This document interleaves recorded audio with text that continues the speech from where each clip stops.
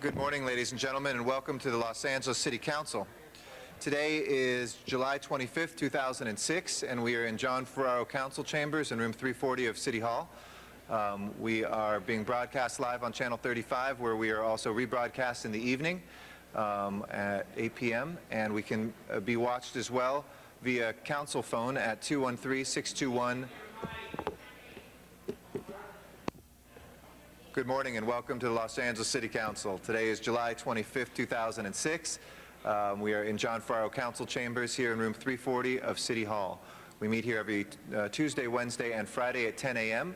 And we want to welcome members of the public here who can come here to give general public comment or to speak on items that are agendized for public comment. You can give testimony directly here in council chambers or via our Van Nuys City Hall. If that is closer to where you live, we are able to see and hear you at Van Nuys, and we invite you down there. While we meet here every Tuesday, Wednesday, and Friday at 10 a.m., the first Friday of the month, we also take our City Council meeting to Van Nuys, and we invite folks to come to the Van Nuys City Council chambers to hear then. We want to welcome our viewers who are watching us on Channel 35, live or rebroadcast in the evening. We also are available through a city webcast through our city's homepage at lacity.org, where there's a wealth of information about your elected officials, the city departments, and the workings of city government. Lastly, you can call in and listen to City Council committee meetings or our full council proceedings at council phone, which is 213-621-CITY. We are awaiting a quorum, which is 2/3 of 15 members or 10 members, and we can begin our meeting. I want to thank the council members that are here pursuant to council rules in a timely fashion. Those are council members LaBonge, Perry, and Zine. We are awaiting the rest of the council that is supposed to be here today. We have Mr. Huizar excused to arrive a little bit late, Mr. Weiss excused to arrive a little late, and Mr. Parks is excused today. I'd like to ask the other council members, Councilmember Cardenas, Councilmember Gruhl, Councilmember Hahn, Councilmember Padilla, Councilmember Reyes, Councilmember Rosendahl, Councilmember Smith, and Councilmember Wesson to please join us as soon as possible. As soon as we have 10 members, we will begin the meeting. And again, pursuant to council rules, we are supposed to be in our seats at 10. Thank you, Councilmember Smith, for being here. And as soon as we have 10 members, we will begin. Thank you.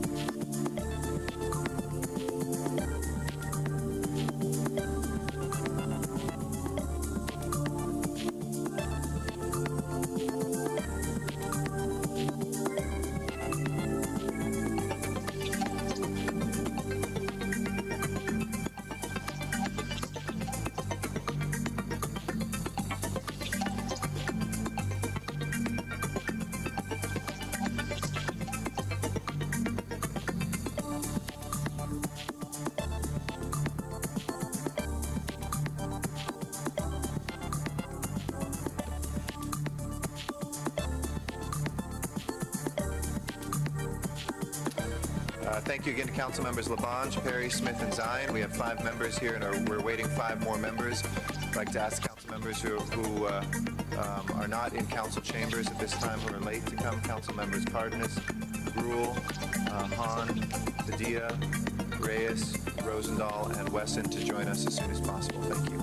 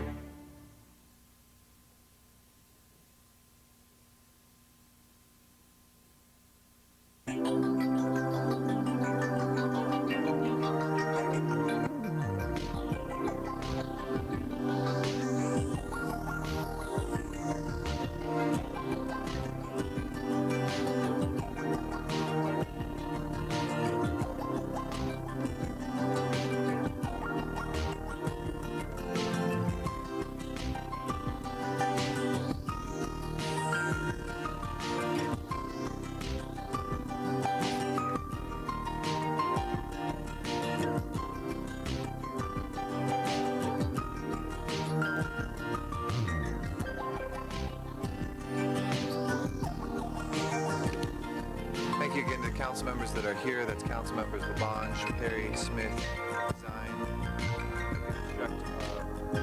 Sergeants at Arms to please go upstairs and see if the council members are up there. Councilmember Cardenas, Councilmember Rule, Councilmember Hahn, Councilmember Padilla, Councilmember Reyes, Councilmember Rosendahl, and Councilmember Wesson. We are waiting for you here in council chambers. Thank you.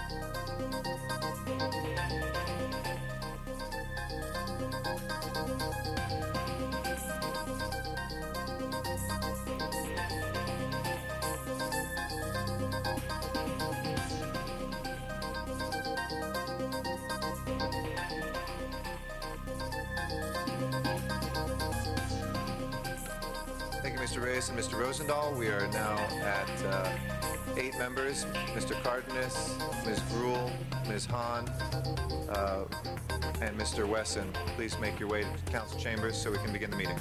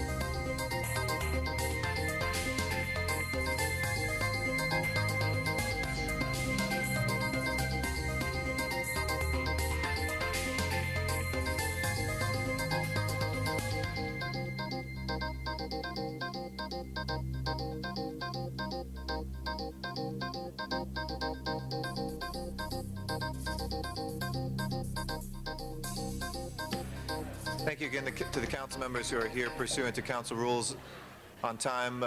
Mr. Wesson, Mr. Zine, Mr. Smith, Mr. Rosendahl, Mr. Reyes, Ms. Perry, Mr. Padilla, Mr. Labange. We are awaiting one more council member, Mr. Cardenas, Ms. Gruhl, Ms. Hahn. If you could make your way down to council chambers, one of the three of you, we can begin the meeting. Thank you.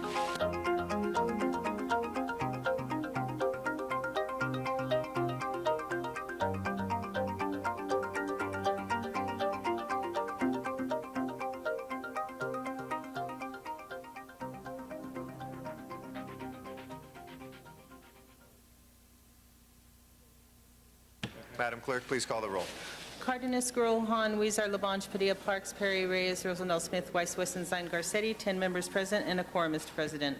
Thank you. First order of business, please. Approval of the minutes. Mr. Reyes moves and Mr. Smith seconds. If there's no objection, those are unanimously approved. Next order of business. Commendatory resolutions for approval. Mr. Rosendahl moves and Mr. Padilla seconds. If there's no objection, those two will be unanimously approved. Next order of business. And, Mr. President, this is Tuesday, and there's a flag salute. Okay, if I could please have everyone's attention, and if we can ask Mr. Labange to lead us in a Pledge of Allegiance, salute to the flag, as is customary at the beginning of the week. Mr. Labange. Thank you very much, Mr. President. Ask us all to rise, if we would, please.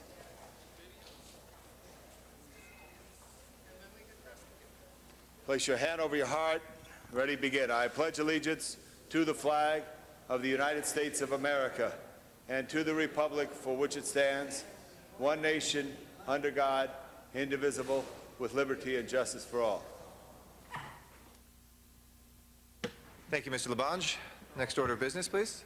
Mr. President, this is the time for comments from the public on items not on council's agenda. Okay, we'd like to take up general public comment.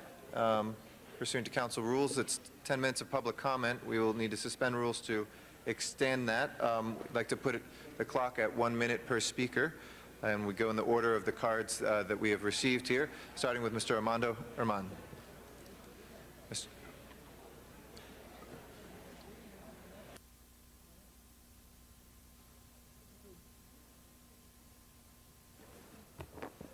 Good morning, board members. I come again in demand for the most appropriate taxation that's going against the people of Los Angeles.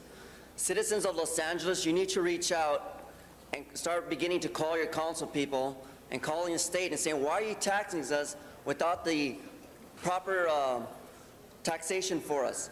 One, you're not providing us with access to a majority of what our taxes are worth.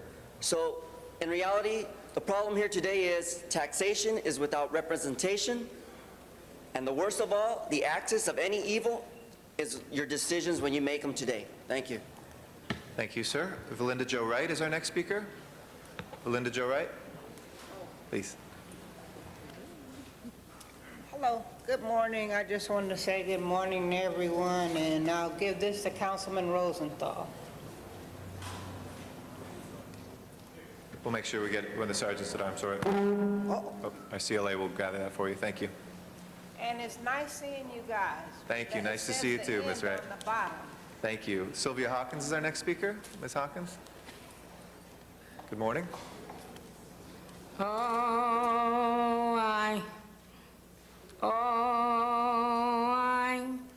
Good morning, everyone. My name is Ms. Sylvia Hawkins. We must at this time certify all cars, trucks, and pink slips, and not just registration, because of African people that has killed the Jewish people to control the Department of Motor Vehicle, Department of Power, the school board system. We must be aware of the group that is called the Queens and Stacy Mellows, the Hush Company, dancers, that is using their dashboard, their dispatch, and TV map inside of their navigator to control antennas, rent receipt of mail invoice, SBC phone companies, operators that is driving with cars only and not in the building, to escape with all electronic bank accounts, to rule all northern areas of California. Thank you, Ms. Hawkins. Thank you very much. Appreciate your comments. Robert Vacher? Robert? Excuse my pronunciation.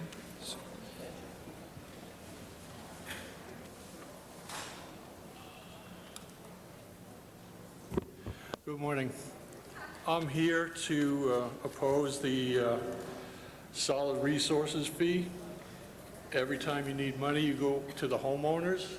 Could we ask you, sir, to speak on that when it's before us, because it's actually been agendized? Pardon? Could we ask for you to speak on that when that item comes before us, instead of in general public comment, is the time for people to speak on items that are not on the agenda, and we'll make sure we call on you when that item is before us? Is that okay? Okay, That's I how can't we- make out what you're saying. We have to call on you when the item is before us, and that's not yet before us. It will be later in the meeting, and we'll make sure, unless you want to give general comments on something else that isn't on the agenda. Never mind. Okay? Thank you, sir. Thank you. Don Leonard is our next speaker.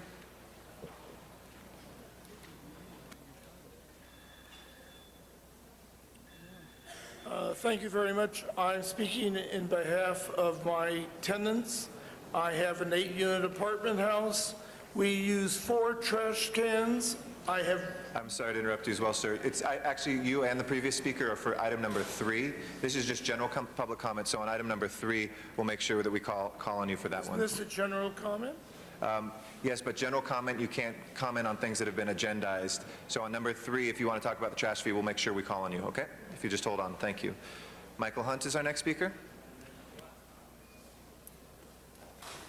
All right, what's up, City Council? Yeah, I guess you guys got the news report. Go to youtube.com, birdseed. I'm the only guy that's been arrested for feeding the birds on Venice Beach. It's true, it's in.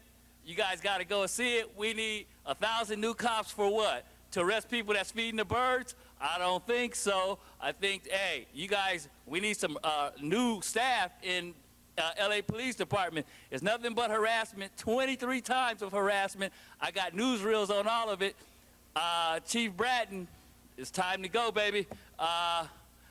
That's the call. Go to youtube.com, birdseed, and go to Frame 9 and watch LAPD at its finest, you guys. My name is Michael Hunt. I'm a permit holder at Venice. You guys wouldn't believe the abuse that LAPD department has put on the citizens of Venice. Now, if you guys don't believe me, we got over 2,000 hits in the last 3 days. Thank you. Zuma Dog is our next speaker.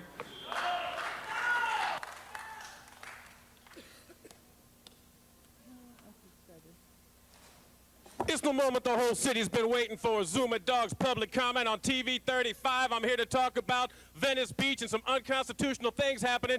In case you haven't heard, you're not allowed to sell any handmade incense, T-shirts, or jewelry. They're writing tickets for that. They're also writing tickets if you're 1 inch over the line. They're writing tickets. And also the sound ordinances. They're making you turn your sound down way under the legal limit that you've signed up for. Now, here's the problem. Bill Rosendahl, I'd like to ask for your help in this one. If the police are out there every day writing tickets and arresting people on the west side of the beach for the people like us, how come the police have never once swept the beach for the bootleg merchandise on the retail side? They got bootleg merchandise coming in off the boats. They got fake Gucci purses, Prada bag shirts, and then they blast their music all day long that we can't even perform. And they got illegal table displays and excessive signage on the sidewalk. When we're 1 inch over the line, we get thrown in jail. When they put excess signage out there, they don't get nothing done. They tell me to turn my stuff down. Zuma Dog, do a sweep of the east side of the retail for once. Our next speaker is Matt Dowd. Matt Dowd is our next speaker. I'm sorry, next speaker is... Ordered it about less than a week ago. There's no equipment right now available, so our Korean members cannot understand. We'll see if we can address that right now. We'll talk to the CLA right now. Matt Dowd is our next speaker in the meantime. We really want them to understand the next speaker. And we will get on it right away, we promise you. Our next speaker, excuse me? We have somebody here who can translate for you, and we'll bring them out to the audience. Mr. Labange? Right in front. Thank you very much, Mr. Labange. We appreciate that. Matt Dowd is our next speaker. We need them to understand. They don't understand. There's no equipment right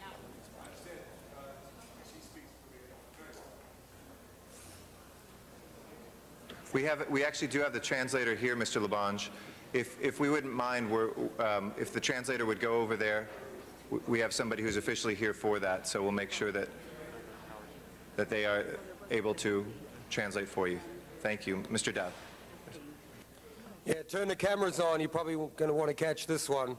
My name's Matt Dowd. I'm here from Venice Beach, too. I was down at the lottery this morning, and they withheld my permit. And, you know, like, this is the point it's got to. This is how I feel. Fuck! All right? I'm going to say, look at all these people we got in here today. I will give you the first warning. All right, sir. You're out of order, sir. If the Sergeant Arm can please escort him out. Linda Ward is our next speaker. Linda Ward.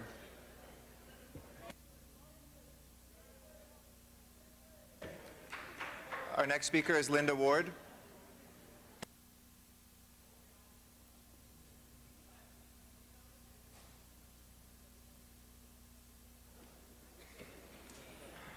If I can ask the Sergeants at Arms, just thank you.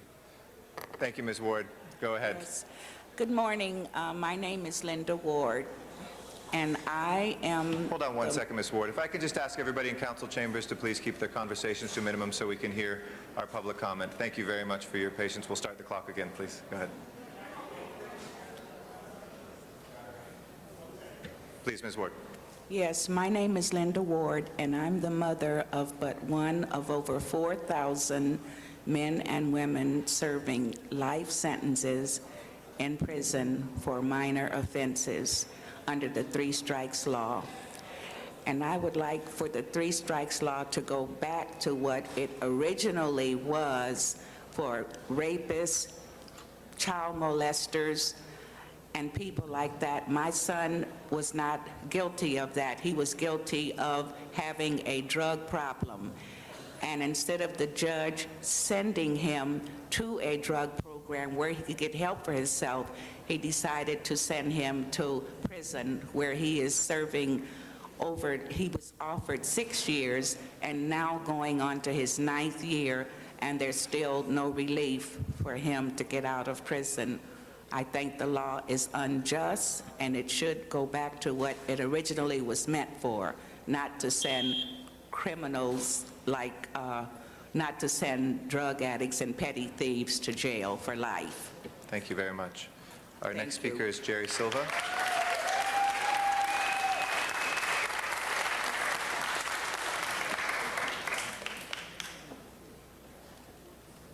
Good morning. Are members of the City Council actually listening to me? Yes, please go ahead. Oh, my goodness. Go ahead, please. We were here 6 months ago, and we asked to have a resolution of support passed by this council to support amending, reforming this ridiculous Three Strikes law that has cost the County of Los Angeles millions of dollars, the state billions of dollars. Californians, Los Angelinos voted to oppose the Three Strikes law. They voted to support reform. Studies have shown that people want to reform this law. This city has sent over 40% of the strikers to state prison. They're costing $35,000 a year to keep people like Linda's son in prison for life. What is this about? You people have some clout. This is the largest county in the state. All we ask from you, we've been asking for 6 months now, a resolution in support of reform. Not just, hello? Thank you. Ms. Silva. Not just Gloria's measure, but what conclude. we're asking for, substantial reform. Do it. Thank you very much. Do it. What does democracy mean if you don't respond to us? Our next speaker, we have Jackie Goldberg as our next speaker from the California State Assembly. I'd like to, excuse me, ma'am, we are not permitted by law, and our city attorney can give you the opinion on it, to respond directly in public comment because it hasn't been agendized and it would be out of order for the rest of folks, but we'd be happy to talk to you privately. I'd like to suspend the rules to give, I'd like to move to suspend the rules to give Ms. Goldberg, a fellow elected official and alumnus of these chambers, the opportunity to address us for a bit longer. If there's no objection to suspending the rules, Ms. Goldberg, welcome. It's great to have you back in chambers. And thank you. Please, the microphone is yours. Mr. President, members, I too am here on the Three Strikes matter. I introduced in 4 of the 6 years I was in the State Assembly laws that would have reformed Three Strikes. Unfortunately, it takes a 2/3 vote, and not a single Republican member would ever support any reform of it, and so we went to the ballot. It took really a last-ditch effort of lies, and I mean outright lies, because I was part of the writing of the ballot initiative, and no violent criminal was to be ever released. And yet lies were told by the governor of this state on television to scare people that the prisons would suddenly be flung open and murderers and rapists would be released. It was not possible under Prop 66. But those last-minute lies snapped like that the opportunity to take a bad law and turn it into something that everybody actually thought they were voting on in the first place. People who voted for the original proposition of Three Strikes thought they were voting to send violent and serious criminals to jail for life. I support that. Bleeding heart liberal like me, I support that. We don't need violent crime out in the streets. But you know what? What we're locking up continuously in larger and larger numbers are basically drug addicts who commit 3 petty crimes of property and who spend the rest of their life in jail. That doesn't just cost $4.7 billion in extra prison costs. That doesn't just cost hundreds of millions of dollars to the County of Los Angeles in extra prosecutions, because if you're going to go for the third strike, you don't make any deals anymore. Everybody wants a trial now. That doesn't just tie up the courts. It is literally destroying communities in Los Angeles and throughout the state, because more and more younger and younger men who have drug or alcohol problems end up in this web which boom, boom, boom. You can get 3 strikes in one case. In one case. And so what happens is, we're not suggesting that these folks should be said, hey, you know, go and don't sin anymore. They need to go to jail, but the jail needs to fit the crime. Petty crime should have petty sentences. Repeated offenders should get more sentences. But what we're doing with second and third offenders is 15, 20, 25, 30 years to life imprisonment, which we're all paying 35 grand a year for. I'd rather send them to the university for 35 grand. 35 grand a year, and then when they get to be my age, we're starting to pay 50 or 60,000 a year for them. Why are we paying 50 or 60,000 a year for them now? Because at this point, they now have medical problems, and we're depriving their families of heads of households of, and you know what else happens? Lots of times the families collapse without the head of household there, and kids that should never end up in foster care end up in foster care. You can help. Leadership is necessary. This resolution needs to be passed. It was introduced, I believe, 6 months ago in March.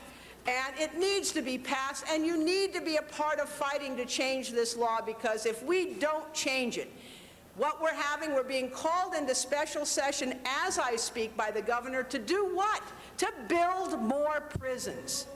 We do not need more prisons. We need more rehab.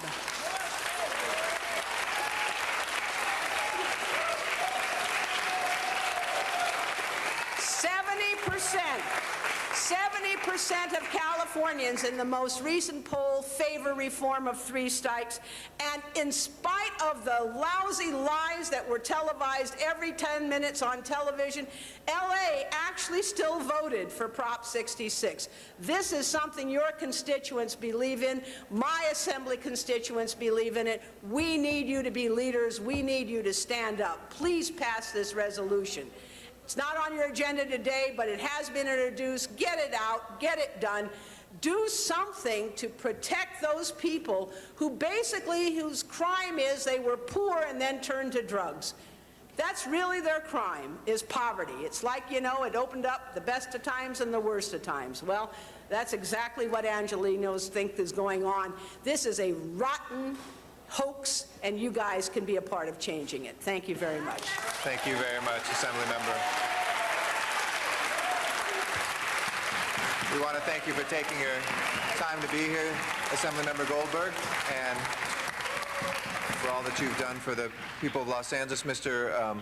Rosendahl wanted to address in a legally prescribed manner what has just been before us. Mr. Thank you, Rosendahl. Mr. President. As you all know, Jan Perry and myself put a motion forward with Dennis Zine, Herb Wesson, Eric Garcetti, Ed Reyes, seconding it, basically questioning the third strike, and said that it would be amended. We want it to be amended so it is not applicable to nonviolent or non-serious offenses.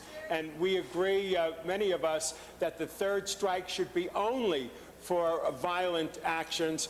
It's outrageous that we put people in prison more than we do in schools. We have 2 million people in prison in America. We're 5% of the world's population. We have 25% of the world's incarceration. We want to get this through the council, and we want to support the public that clearly believes the third strike should be for a violent offense. Thank you, Mr. President. Thank you, Mr. Rosendahl, and thank you for that clarification as well. Dennis Duncan is our next speaker. And then Henry Stuckey will be our next speaker after that. Thank you very much for this opportunity to speak. Just have a few questions for the City Council. I'd like to know how long is long enough for a person who commits a crime of petty theft or shoplifting to be incarcerated in the state prisons of California? How long is long enough for a person who has a drug habit and has arrested for a small amount of drugs to spend time in the California prison system? How long is long enough for a person with mental illness to be without the proper care and treatment he needs because he's committed crimes and is incarcerated in the prisons of the state of California? How long is long enough to keep fathers from daughters, mothers from sons because of abuses of the three strikes law? And finally, how long will it take this city council to stand up and do the right thing and at least put forth a resolution in support of three strikes reform? Thank you very much. Thank you. Henry Stuckey. Good morning, City Council members. I'm just here to kind of piggyback on what Dennis and Ms. Goldberg and the others have commented on, specifically in reference to the three strikes law. That was an article in the LA Times this Sunday in the opinion page about this vanishing middle class and the fact that there are two different classes in Los Angeles and California in particular, that you're very wealthy or you're very poor. And 99.9% of the time in terms of our laws, that the poor are the ones that suffer. We look at a law called the Three Strikes, which was grandfathered in, that took into consideration plea bargains that were made by this same system that we have in Los Angeles, that the plea bargains were unfair. They were just bargains that were made by the DA, and so now, therefore, people are suffering for those plea bargains. So I would just recommend that you pass the resolution. I'm in full support of it. I have 2 family members that are under the Three Strikes law. Both of them are drug addicts. Thank you. Thank you, sir. Our next speaker is Joan Taylor. Joan Taylor? Is Ms. Taylor here? Joan Taylor, okay. Chuck Tenon. Oh, okay, is Ms. Taylor coming? Excuse me, 1 second, Mr. Tenon. Mr. Taylor, Ms. Taylor is coming up, and then we'll go to Mr. Tenon. She's standing right there on the aisle with a colorful pantsuit outfit on. Could somebody, oh, thank you very much. You can.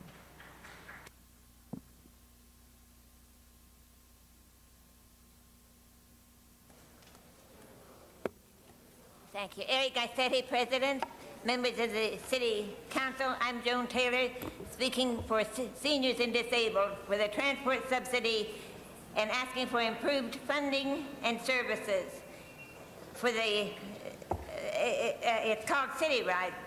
In the last several years, you've decreased the funding from $27 million down to $23 million a year. And what are we getting for $23 million? Basically, you have 3 programs. You have the dial-a-ride vans, you have the 50-cent vans in your districts, and you have the $72 taxi coupon book quarterly. I have given each of you these papers. I'd like to have you follow.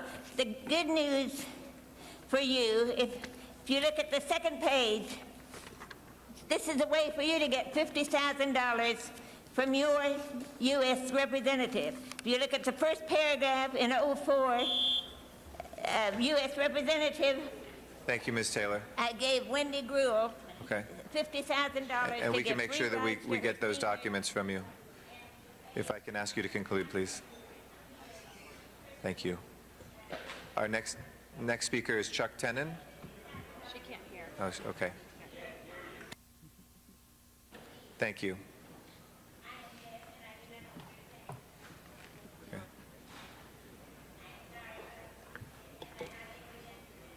Thank you. Our next speaker is Mr. Tenon now. Thank you. But come over here, we'll talk to you further about this.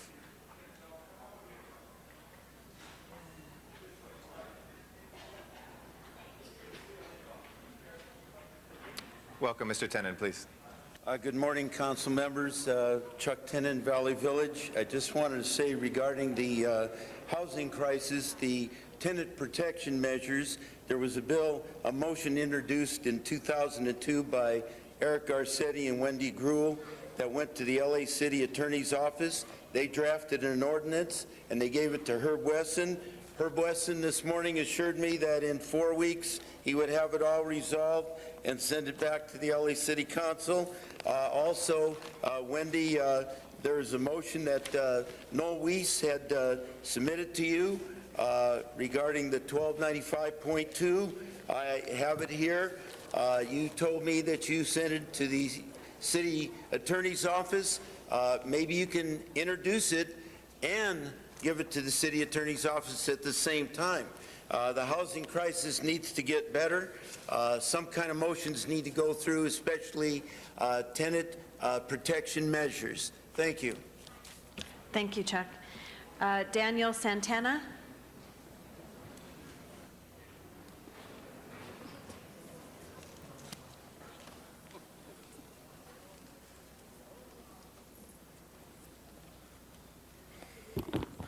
Good morning, City Council. My name is Daniel Santana, and I am a senior at Lingwood High School. 2 years ago, I heard about the situation occurring on 41st Street in Alameda.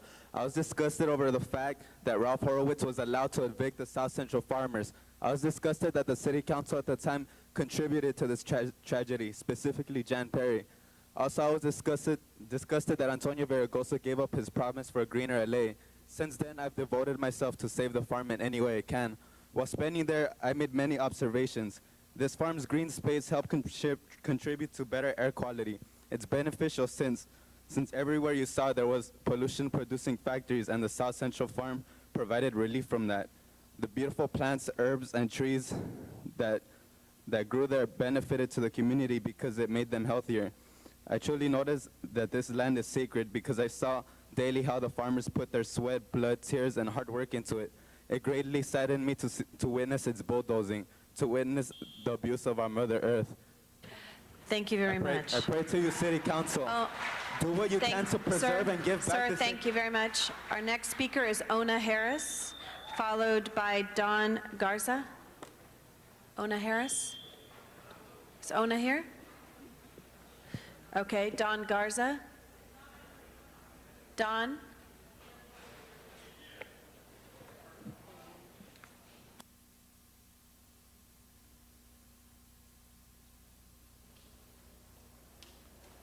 Good morning, most honorable council people, and of course, Zuma Dog. I'm here today because I read the newspaper. Like I said, maybe the LA Times just isn't my sort of reading. But I remember a couple years back when a councilwoman by the name of Jan Perry, the Missions, the BIDS, the Business Improvement District, the CCA, all stood in San Julian Park along with the Central Cities Association, and said they were going to do everything in their power to help make sure that the sidewalks are clean and do it appropriately. And of course, that's what they're doing, so I don't know what the fuss is about. People do not have the right not to be living in their own filth. The other thing, too, is I want everybody to know in this room, and I want everybody in the city of Los Angeles and on television to understand and know that I appreciate Councilwoman Jan Perry and her efforts.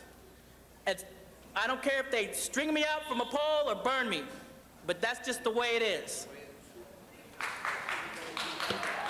Thank you. Soledad Sutres Garcia. Soledad?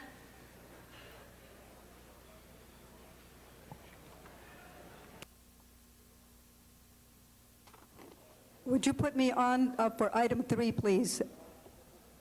Item 3, thank you. Robert Gelfand.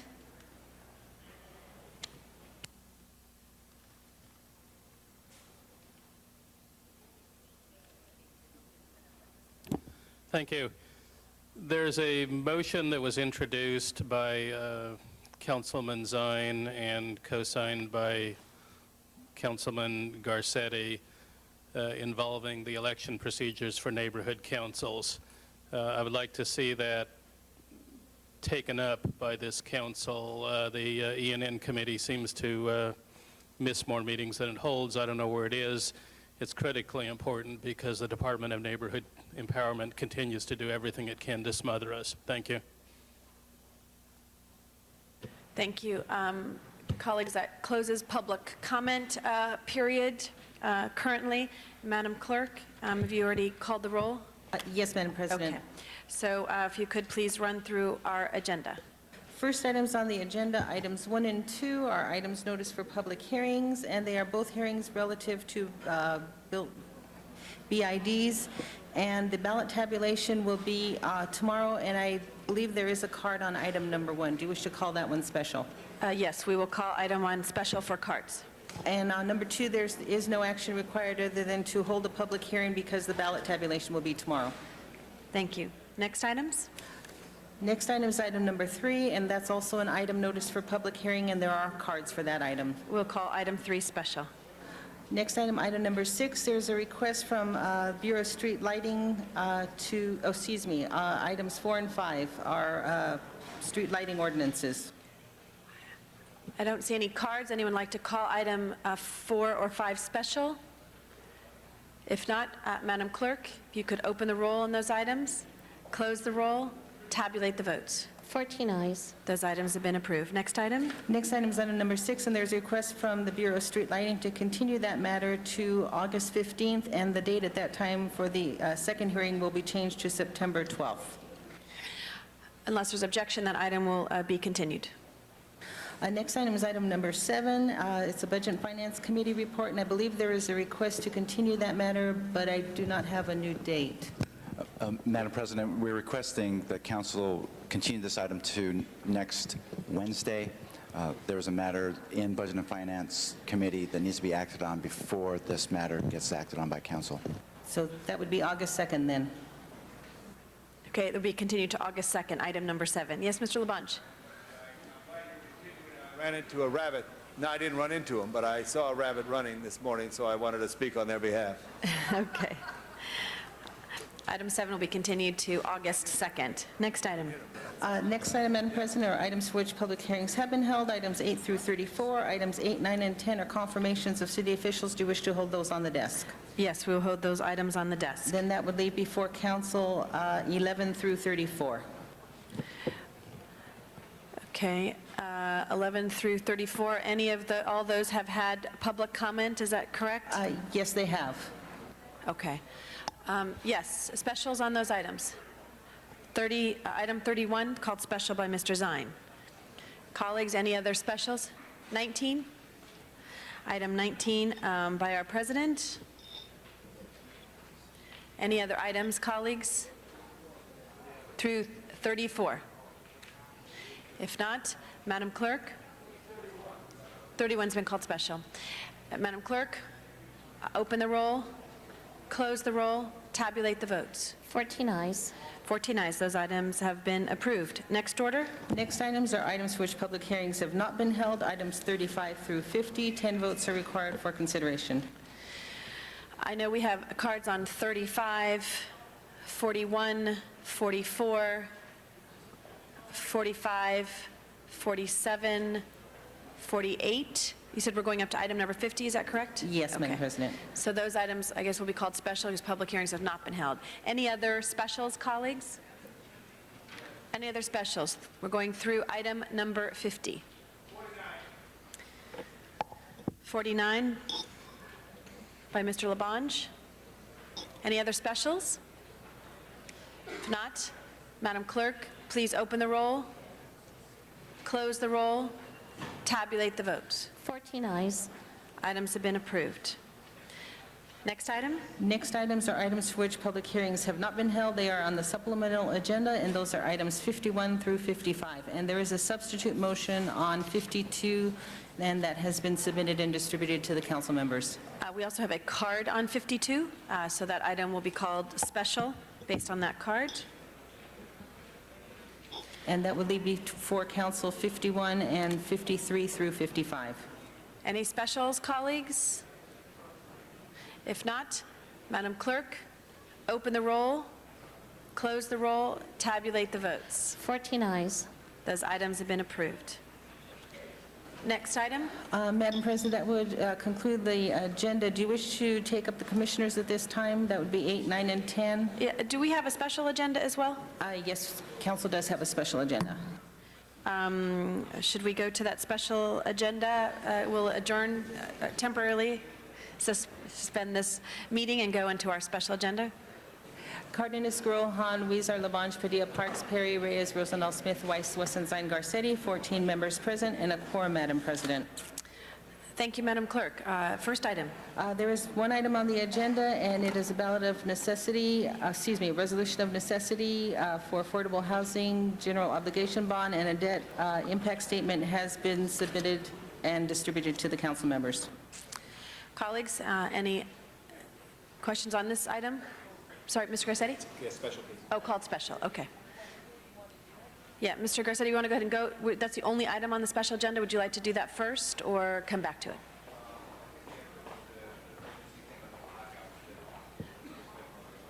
Okay, all right, we'll hold that. We'll go back to the regular agenda, and we'll take the commissioners, Madam Clerk. That would be items 8, 9, and 10, and they are all confirmations to the South Valley APC. Ms. Barbara Romero, George Andros, and Steve Cochran. If we all please join us. Thank you for being here. I'd like to recognize a chairperson of our Plum Committee, Mr. Reyes. Thank you, Madam President. I want to welcome our commissioners. They did appear before our committee. I want to thank them, first of all, for their presence, donating their time to this great city. And I'd like to ask them individually if they just give the council just a brief statement as to their goals as a commissioner. We have with us Ms. Barbara Romero for the South Valley Area Planning Commission, but Mr. George Andros, also the South Valley Area Planning Commission, and Mr. Steve Cochran, also the same commission. So, Ms. Romero, would you like to begin? Well, I'm delighted to be here, and it's an honor and a pleasure to even be considered for this commission. I know everyone that I've mentioned it to, it's said, are you crazy? What do you want more work in your life? And I said, you know, for me, I've been passionate. Growing up in East LA, I didn't realize till I left to UCLA that the inequities of how housing and livable communities make a difference in a person's life. And so for me, just with my experience, I'm committed to being responsive and committed to bringing in a fresh perspective and being sound to looking at ways that we can provide communities that people don't have to go out of their communities to get coffee, to go to the movies, you know, to go on your first date, which is all the realities of what I had to deal with in my life. So I know now where I live, that's why I live where I live, because those amenities, some of those amenities didn't exist in East LA, Boa Heights, which is where I grew up. So I'm passionate about providing a good quality of life for neighborhoods, and I'm honored to be here. Thank you. Thank you, Ms. Romero. Good morning. My name is Steve Cochran. Thank you very much for having me. I am a product of LA City Schools and California State Universities. I am born and raised in Mr. Labange's district. I am very happy to be here. I am a lawyer at Catton Muchin Rosenman, a partner at that firm. I am very happy with the work of the mayor's office, and I am very happy with the treatment they've given me. I look forward to helping out in any way I can. Thank you very much. Thank you, Mr. Cochran. My name is George Andros.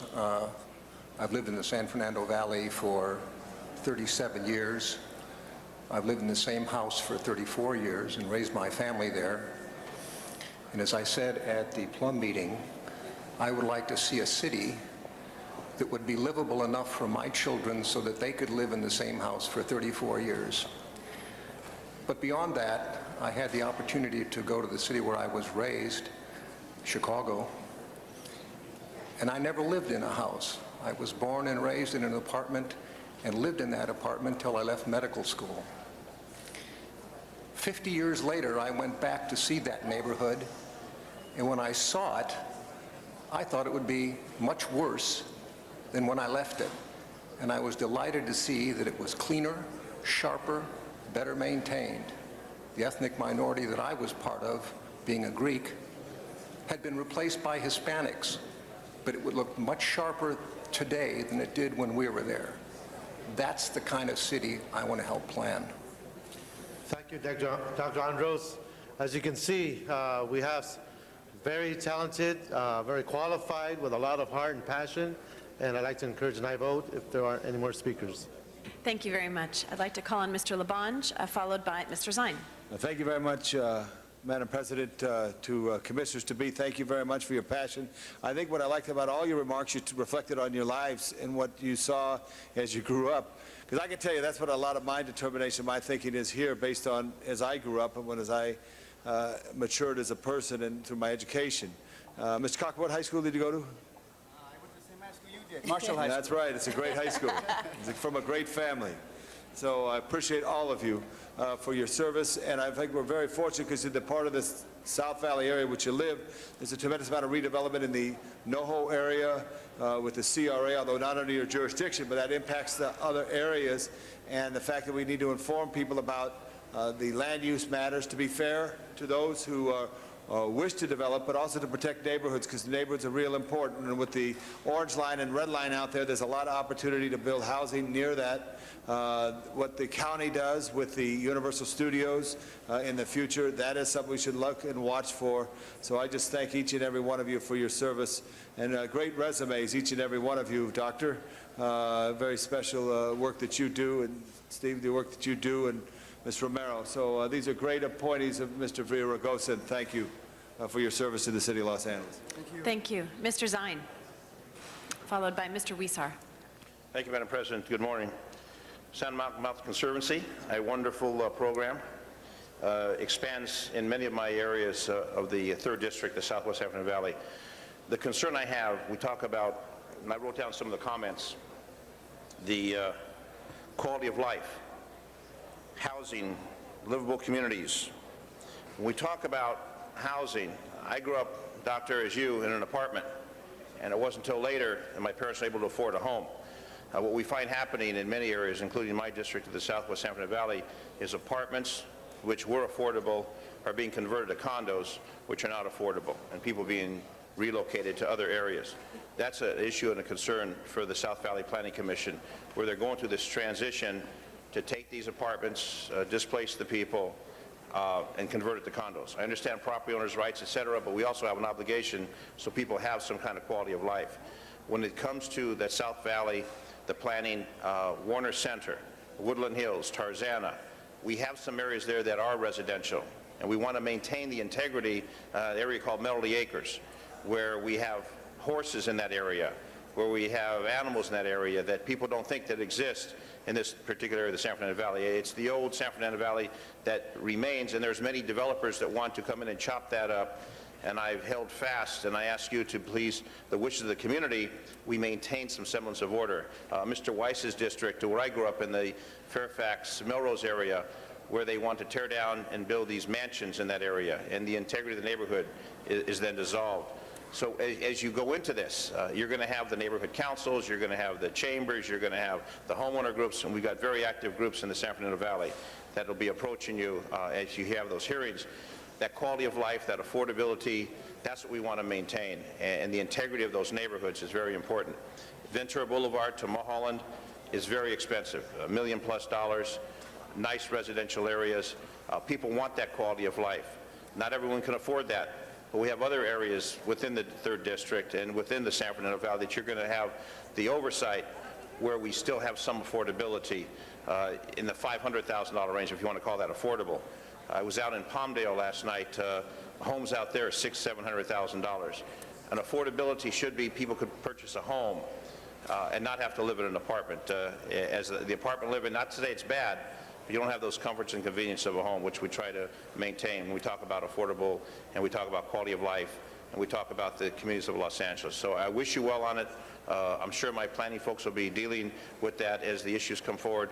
What I want to do is try and maintain some semblance of quality of life that we still have here, at least in the San Fernando Valley. So I welcome you on board, and congratulations to you all. Thank you. Thank you, Mr. Zine. Mr. Wisar. Thank you very much. As a member of Plum, I too want to highly recommend the unanimous approval of these 3 wonderful individuals, and I want to thank you for your service, Ms. Romero.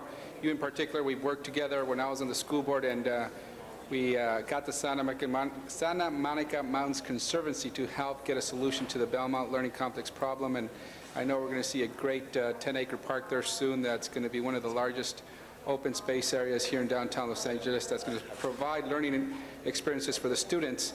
and a place for the local community to attend and learn as well. So thank you for your work on that, and thank you also for reaching to the east side. The Santa Monica Mountains Conservancy is also working in Ball Heights to expand more green space for the students at Hollenbeck and Roosevelt High School. And while we're providing more greenery, we're taking away blight there on what we call Blueberry Hill. So thank you so much for your work. We appreciate it. And Mr. Labange, did you know that Ms. Romero went to the great Roosevelt High School in Ball Heights? Rough Rider. Thank you. Thank you very much. And Mr. Weezer, do you know who holds the city record for long jump at Roosevelt? The great Willie Davis from the Los Angeles Dodgers, 25-8. Thank you, Mr. Labange. I'd like to recognize Ms. Gruhl next. Ms. Gruhl. Thank you, Mr. Garcetti. Quick switch there. I don't, as you said, you know, when some of your friends said, "Are you crazy?" I don't know whether to say congratulations or condolences, because you will be spending a lot of time with staff from Mr. Labange's office, Mr. Zine's office, myself, I think a little bit of Mr. Cardenas's office, and Mr. Smith before the APC. It's so important, the role that you play to our constituents. There is nothing, I think, more frustrating or challenging for them to feel they don't have control about what happens in their neighborhood and how can they invest, and to balance the needs of affordable housing, which is so critically important, with the issues of traffic and transportation. And I chair the Transportation Committee, and we talk about where are the transportation corridors, where is density supposed to occur, what's the criteria for that. How do we have enough green space in the kinds of projects that we are putting forward? And so I just want to say I look forward to working with all three of you on the APC, because it is important to us, and hopefully you'll get a call from my office for us to sit down and talk about kind of our vision for some of these communities that value not only the home ownership aspect, but having the mixed incomes. And as you see in the article that was in the LA Times yesterday, I think it was yesterday, that talked about Los Angeles being one of where you have the have-nots and those that can afford not living again in the mixed communities. And as Mr. Zine mentioned, I have a big problem, and one of the speakers today, Chuck Tenon, of condo conversions in our district. And in my district, it's not converting existing apartment buildings, it's tearing down those apartment buildings that have been affordable for people who've lived there 15 to 20 years, and then balancing the needs of the people who own the property. And these are not easy issues or questions to resolve, but we are putting a lot of faith in you. I want to, again, but all of your experiences I think will be great, and look forward to working with you, and that we meet with you and talk to you not only when we appear before your APC, but more importantly as we develop strategies and plans in the future. And so I just want to say, again, thank you and congratulations. And we'll look forward to working with you and have some further dialogue, because we do want to have it a two-way street. So thank you very much. Thank you to the mayor for appointing all of you, and look forward to working with you. Thank you. Thank you, Mr. President. Thank you, Ms. Gruhl. If nobody else wishes to be heard, let's open the roll on the balance of the nominations and tabulate the vote. 14 ayes. Congratulations, commissioners. Thank you very much again for serving. Thank you. Next item, please. Next item, Mr. President, is item number 1, and that was called special for a card from the public. Okay, we have 2 cards. This is on regular agenda item 1, to be distinguished from our special agenda item 1. And we have 2 cards, Frank Rubin and Samuel Sanchez. If you'd like to come forward. Mr. Rubin?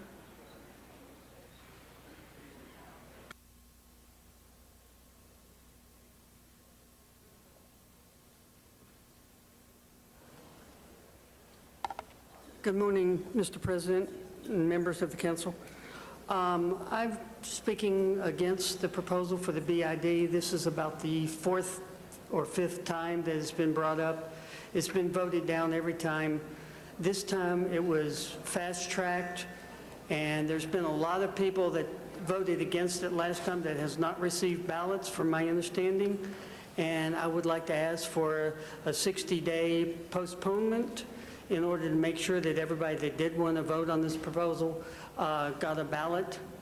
Also, there are some members of the community that we're talking about legal action if it goes through the way it is at this time. Thank you very much. Thank you, sir. Just as a point of information, there's no action today on this item. This is for public comment. This will carry over to tomorrow for any action. Samuel Sanchez? I'd like to talk today about a certain area called the Goodyear Industrial Tract. I don't think I need to explain this to you. I'm sure you've all heard of it, especially Ms. Perry, Council District 9. I heard someone mention, I don't know if it was, I think it was Gruel, talking about no control over what happens in your own communities. The South Central Farm is a perfect example of that. And in the expanding of green space and eliminating blight, let me just read something that I found off the city website.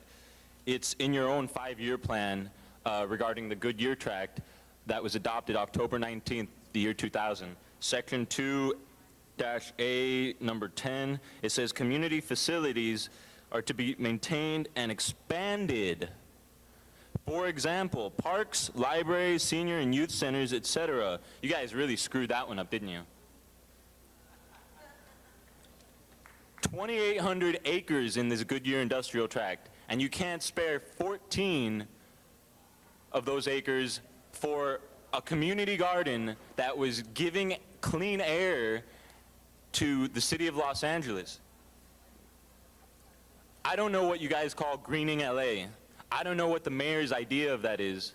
I don't know what you guys think eliminating blight is. Maybe it's sweeping some sidewalks in Van Nuys, but that's not it. It's when you can't push your stroller down a sidewalk in South Central because their council person is sold out to the highest developer, which is the CRA, destroying communities and eliminating green space and expanding blight all throughout Los Angeles. Further on in that same document, Section B says how these goals and objectives will help eliminate blight. Well, they talk about economic development, an economic environment by upgrading and improving physical... Thank you, Mr. Sanchez. That closes our public comment on this item. I'd like to recognize Ms. Perry. Thank you, Mr. Sanchez. Ms. Perry took her name off. Okay. Is there anybody who wishes to be heard on this? There's no action for today, so that will carry on for tomorrow. If we can go to our special, I believe we have a special that there's a number of specials that refer to the power outages. If we could take those up together, if they've all been circulated, Madam Clerk? Mr. President, I only have one of them by Councilmember Zion. I believe there's another one by Councilmember Smith, but I haven't seen that one yet. Okay. I'd hold that would have been circulated. Why don't we begin the proceedings on that one special? We'll add the others as they're circulated, and I'll recognize Mr. Smith first to speak about this. Mr. Smith. Okay, ladies and gentlemen of the council, what you have... Sorry, we have to, findings, my apologies. Yes, on findings. If we can, if you want to speak on the findings real quick, or Mr. City Attorney, would you speak on the findings? Rule 23, first on Mr. Zines. On Mr. Zines? Well, I guess the findings... We're waiting for the other one to be circulated. We're checking on that right away. Mr. Zines also is pursuant to the point at hand. It has to do with some power stuff. So I figured we can begin the discussion that way.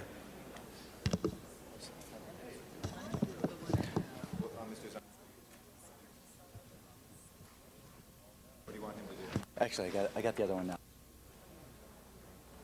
Okay. Do we have both of them now? Okay. If we can speak the findings on both of them, please. Okay. Thank you, Mr. President. I'll recite the facts as presented by the makers of the motions for the council's consideration of the adequacy of the findings. Since the posting of today's agenda, the Southland has experienced a record-setting heat wave, which has led to power outages in various areas of the city.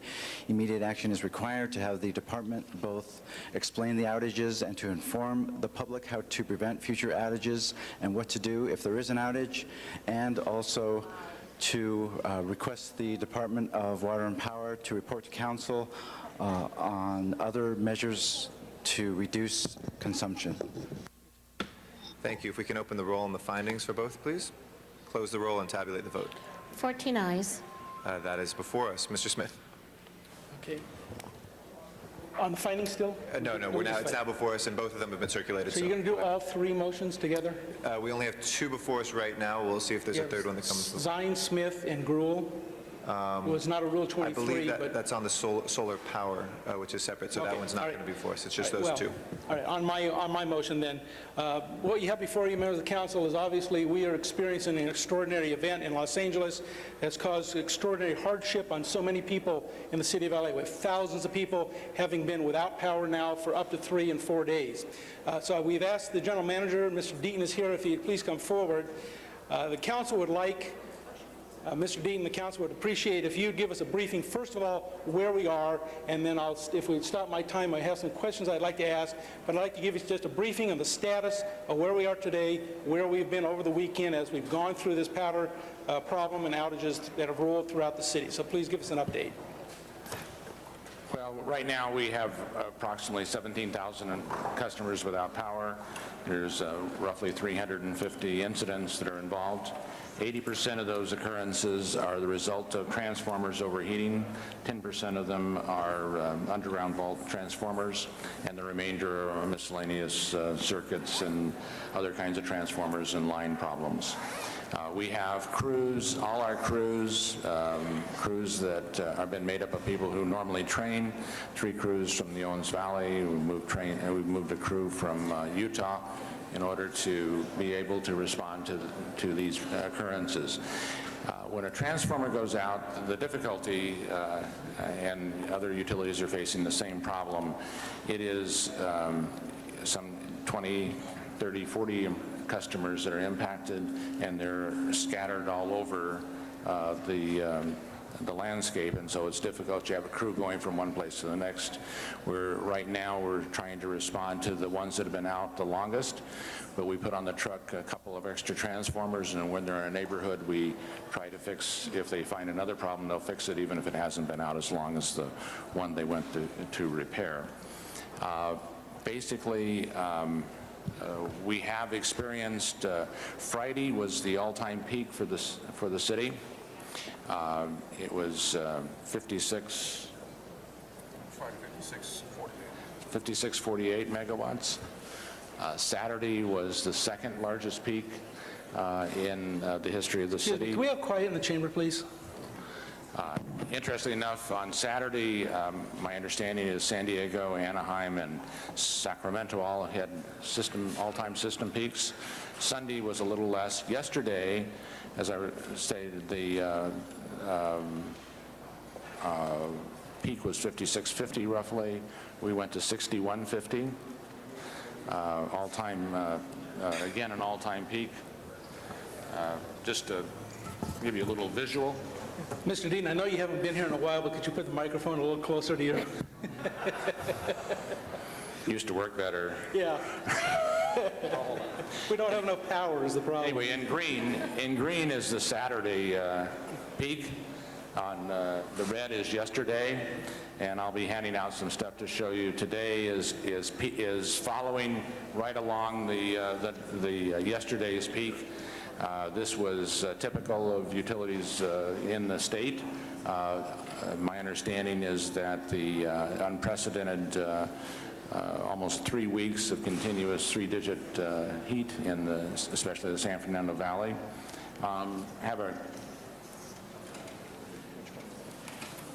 Yesterday and today. What I have is the kind of a map showing you where the outages are.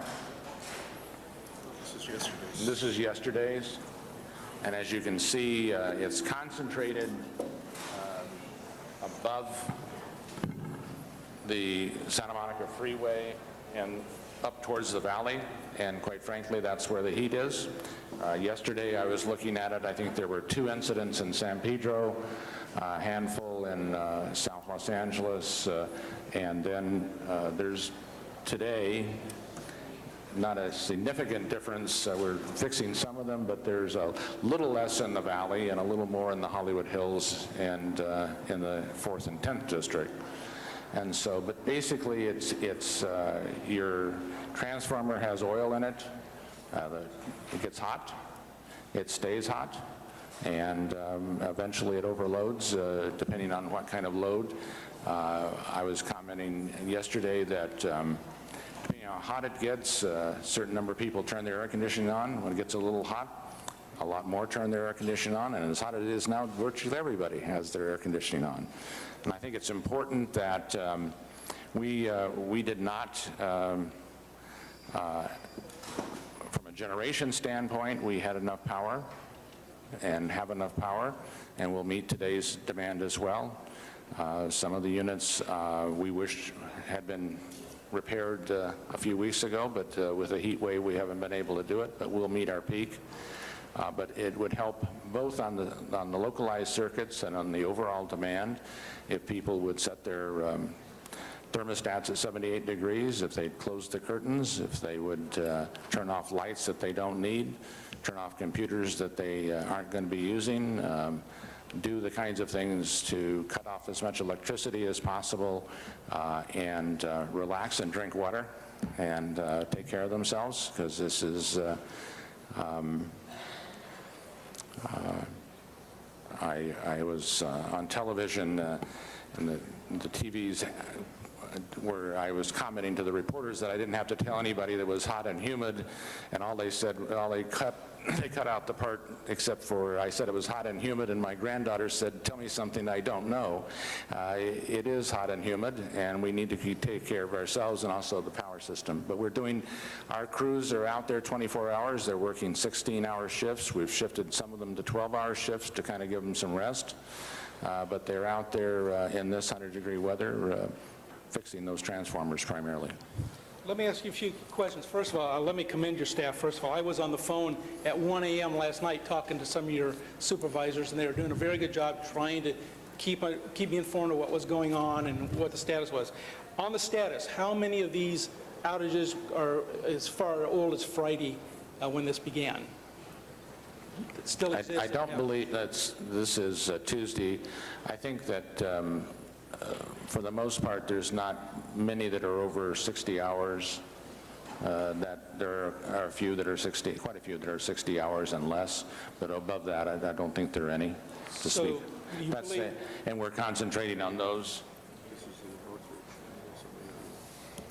Well, it appears that there's an underground vault transformer in Northridge that's out 89 hours. Yeah, an underground vault is a completely different animal than the right, and transfer, so those are easy to fix. And the difficulty is that we have more overhead crews than we have underground crews, and this is a major incident, and there's appears to be an underground issue there that is the longest period of time of any incident that we have right now. Let me ask you the question about crews then. A representative of the union was on the air this morning blaming us and you for this because there's not enough crews, that we've cut back so bad that you don't have manpower to solve the problems before you. Have we cut the department too deep as far as responding to normal work and emergencies? Well, we're in the process right now. We've, as a result of the incident last year, we have done a full review with outside company to look at our reliability issues. Their view, quite frankly, is that our reliability matches up very well with utilities in the rest of the state, that for a period of time that we have been spending more money on operations and maintaining or repairing than we have been in capital and replacement. And we put a sizable amount of money in this year's budget, and we're going to be putting more in the future budgets to kind of turn that around and invest more on the capital side. As far as the overall dollars that we spend what is comparable to most other utilities, if not a little bit more. What they're saying is that we should have been spending more on the capital side and the replacement side than we have.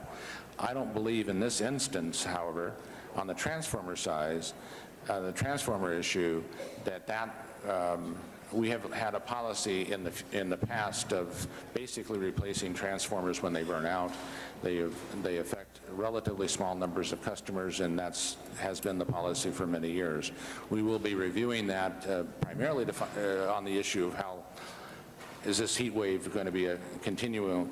Are we in for this for every summer, or is this just a very unusual time? But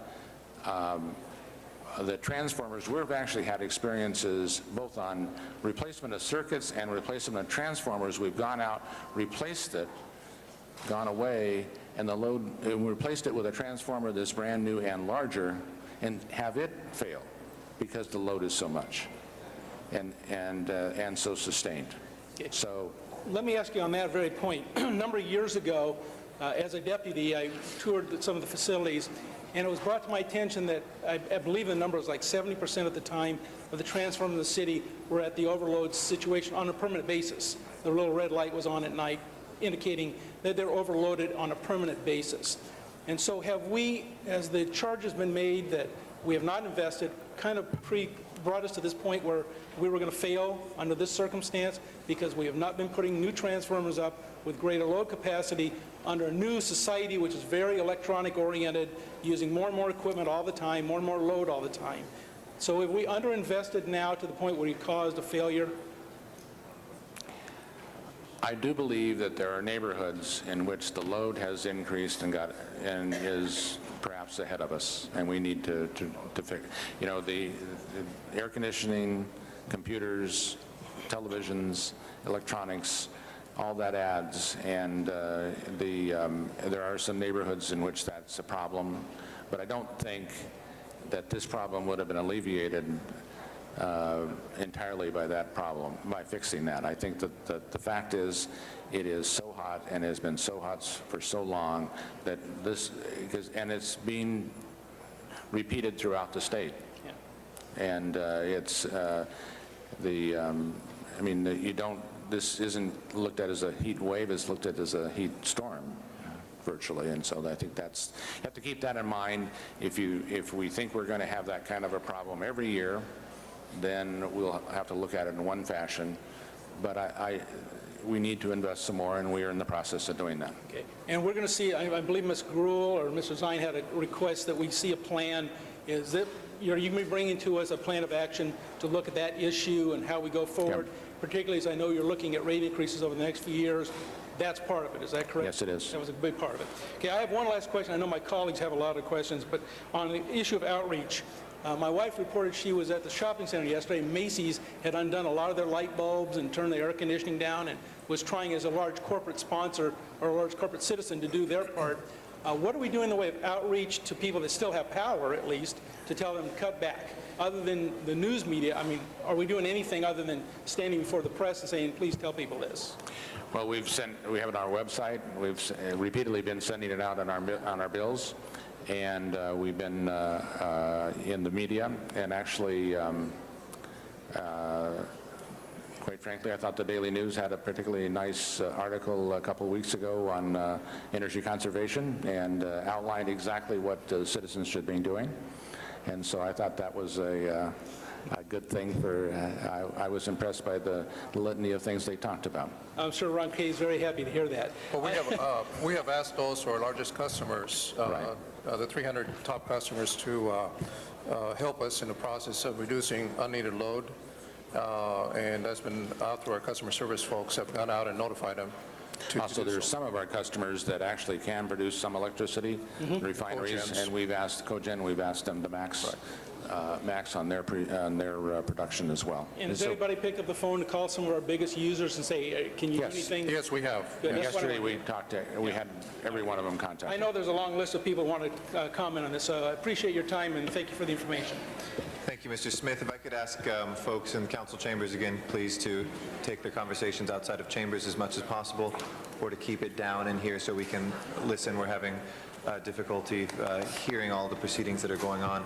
I'd like to recognize Mr. Zine next, to be followed by Ms. Perry, Ms. Gruhl, Mr. Rosendahl, Ms. Hahn, Mr. Cardenas, and Mr. Labange. Mr. Zine. Well, we'll burn up the microphones today. Mr. City Attorney, are my motions on now at the same time? Yes. Okay. The issue is lead by example, set by example. I was walking down the corridor yesterday in City Hall. I noticed all the lights on, daylight, light coming in. What this motion calls for is for the City of Los Angeles, with all our buildings, all our structures, to set an example. I know the governor has issued a memorandum to all the state employees for state facilities, and some of the issues that we need to address and really set an example here, not only in City Hall, but all of our city facilities, which we have hundreds of them throughout the area, regarding the lights, that we have lights that are on in rooms that are vacant, corridors that are lit by daylight. The thermostats at 78 degrees. It seems a lot cooler than that in many of the parts of the public buildings. The issue of the machinery that we're operating. We're telling consumers, don't do your laundry until after 7 o'clock at night, peak power hours. We need to do that also with the city employees, and Council President Garcetti is aware of this, second of this motion, that we're basically talking about implementing within the city facilities that we have, whether it be Rex and Parks or City Hall or our district offices, to follow the example that we're setting, because it's rather hypocritical. We're telling the consumers, the ratepayers, to cut back, and here we're not really applying it to our measures. But as I say, when I walked through the quarter yesterday, I noticed all these lights on. I'm saying, you don't need the lights on. It's really a waste of energy. So if we could implement something like that throughout the city, for all city facilities. Also, the issue of claims. I know we have cooling centers. Many of the people in my district, in Councilmember Smith's district, have been affected by the power outages. The claim process, is there a way we can expedite that? When obviously we can't compensate them for the heat, for the humidity, but when the goods are spoiled in their refrigerator, when goods are spoiled in the freezer, they have to discard. How do we expedite the process of the claim so they can get some reimbursement for that? We'll process them as quickly as possible, but realize that the department's view is that if we have been negligent, we will pay the claim. I'm sorry, say if we have been negligent, we will pay the claim, but if it wasn't our negligence, then we won't do that. Well, then how do we determine? Restaurants and other places where they'll have to submit their claims, and we'll go through a process, and I'll make sure they're expedited.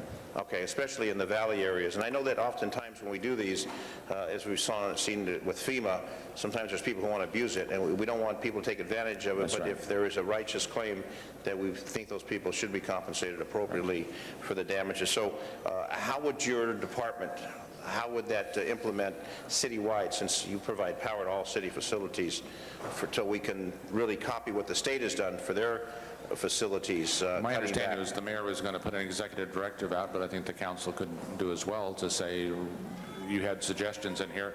For example, we've talked to I've discussed with the water system, and they're pulling back on any pumping that they have to do in order to do it off-peak. And that would be helpful, for example, in the valley, all the pool pumps, if they were not during the heat of the day, and waited and delayed that until such time as they could. So every light that's burning, every pool pump, every washer, every dryer, we've told the consumers to turn up the thermostats to 78 or 80 degrees, whatever it is now. I went to a phase 2, I think, yesterday. We never got to a phase 3, which would have been rolling blackouts. And it appears this is going to continue for a few more days. But we need to have some safeguards. But again, whether it be the police department or the water and power, the building that you folks have, the many facilities, we need to do that. We need to implement that now. I agree. So we can save that energy so people can use it. Another issue that I have, people who are on respirators and other devices at their homes, if we have a rolling blackout, some of the rest homes, et cetera, that we have, do we have special provisions for those places? We have it on, we should know it in our, when that circuit goes down, they should have registered with us, 1. 2, we're working with the police department and the fire department on the circuits that are down, that we're going to get phone calls into to those customers. If they don't respond, the police department and the fire department are going to make inquiries to make sure there's nobody in there that is having a problem due to a lack of electricity and hence the heat. So if people are on that, they should notify water and power? Absolutely. If there's a problem and... No, I mean, the fact that they're not a problem, but there may be a problem, should they... Yes. You keep a roster of those individuals? Yeah, they should be registered with our dispatchers, and our dispatchers will have the list of the circuits and what is being served, and if it's critical, it will be on that list. So one of the aspects that we ask is if we believe we have everybody covered, but if there are new employees, new customers, that are not on that list, we encourage them to get on the list. So they would contact the Department of Water and Power? Yes, and identify themselves as critical, having a critical service or critical need. Critical service or critical need? Correct. Okay, thank you. Yesterday, just a note, yesterday, excepting for the Northridge earthquake, it was the largest number of calls that the department has ever received. Okay, Thank you, Mr. Zahn. Ms. Berry? Thank you very much, Mr. President. And I was very pleased to be able to sign on to the Rule 23 motion initiated by Mr. Smith, although I had put a motion last week. but in light of the last 2 days, I agreed with him that this matter is urgent, and I wanted to raise a few issues with respect to response times and methodology that will be implemented on a going forward basis to store power so that we can use it in a timely and effective manner. Not only does the 9th District have a great number of single-room occupancy hotels, but also a great number of food processing facilities. And the reason I highlight that is not only the issue of response time, but on the issues of spoiled food, dealing with the serious health implications from heat exhaustion, frail populations, people who are older, chronically ill, frail, or in some cases young children, and people who rely on power to keep their home care equipment going. And I want to know what plan does the department deploy when we go into this mode to reach out to people who are in those categories. Hold my time. Well, as we said, if they're in a particular, that kind of a health issue, they should be registered with us so we know that circuit has that they are on that circuit, and so they're a high priority circuit, 1. 2, through the AOC, we're working with the police department and the fire department right now to identify the circuits that are out, make phone calls through our people and the fire department and police department to those people to see what the situation is. If there isn't a response, police department, fire department is going to send somebody out. So we're on this, because of the crisis situation relative to the weather and everything, we're going a step beyond. And for individuals who have home care equipment, how does the department educate them as to how they register? Hold my time. They should just call the department on the call. Yeah, we'll have a list. The best thing to do is to call the call center and identify themselves as having critical load. There's a form they'll have to fill out that would basically identify them and confirms that they are in critical load or critical need, and that would be processed through our dispatchers to make sure that the list is updated and kept current. Okay. This might be an issue that was best brought up when Ms. Gruhl gets up to discuss the motion on which I co-signed on a tactical plan, because I think we need to tighten up our tactical approach to reaching out to at-risk populations. Clearly, that is an issue. Now, the next issue, which is somewhat related, again, in Central City East, you have a high concentration of businesses that engage in food processing, and to lose power for even a few hours, but perhaps going on a day, 2 days, can be devastating, have devastating consequences to revenues of a business, because obviously once food goes bad, you've got to throw it out because it's a health risk. Wanted to know what procedures you have in place, not only to reach out to businesses that may be involved in food processing, have had a loss of revenue, to advise them on what to do. Is there a program similar in the business side to the residential side that people can apply for some sort of a rebate or refund on lost food? And if so, how does that get communicated?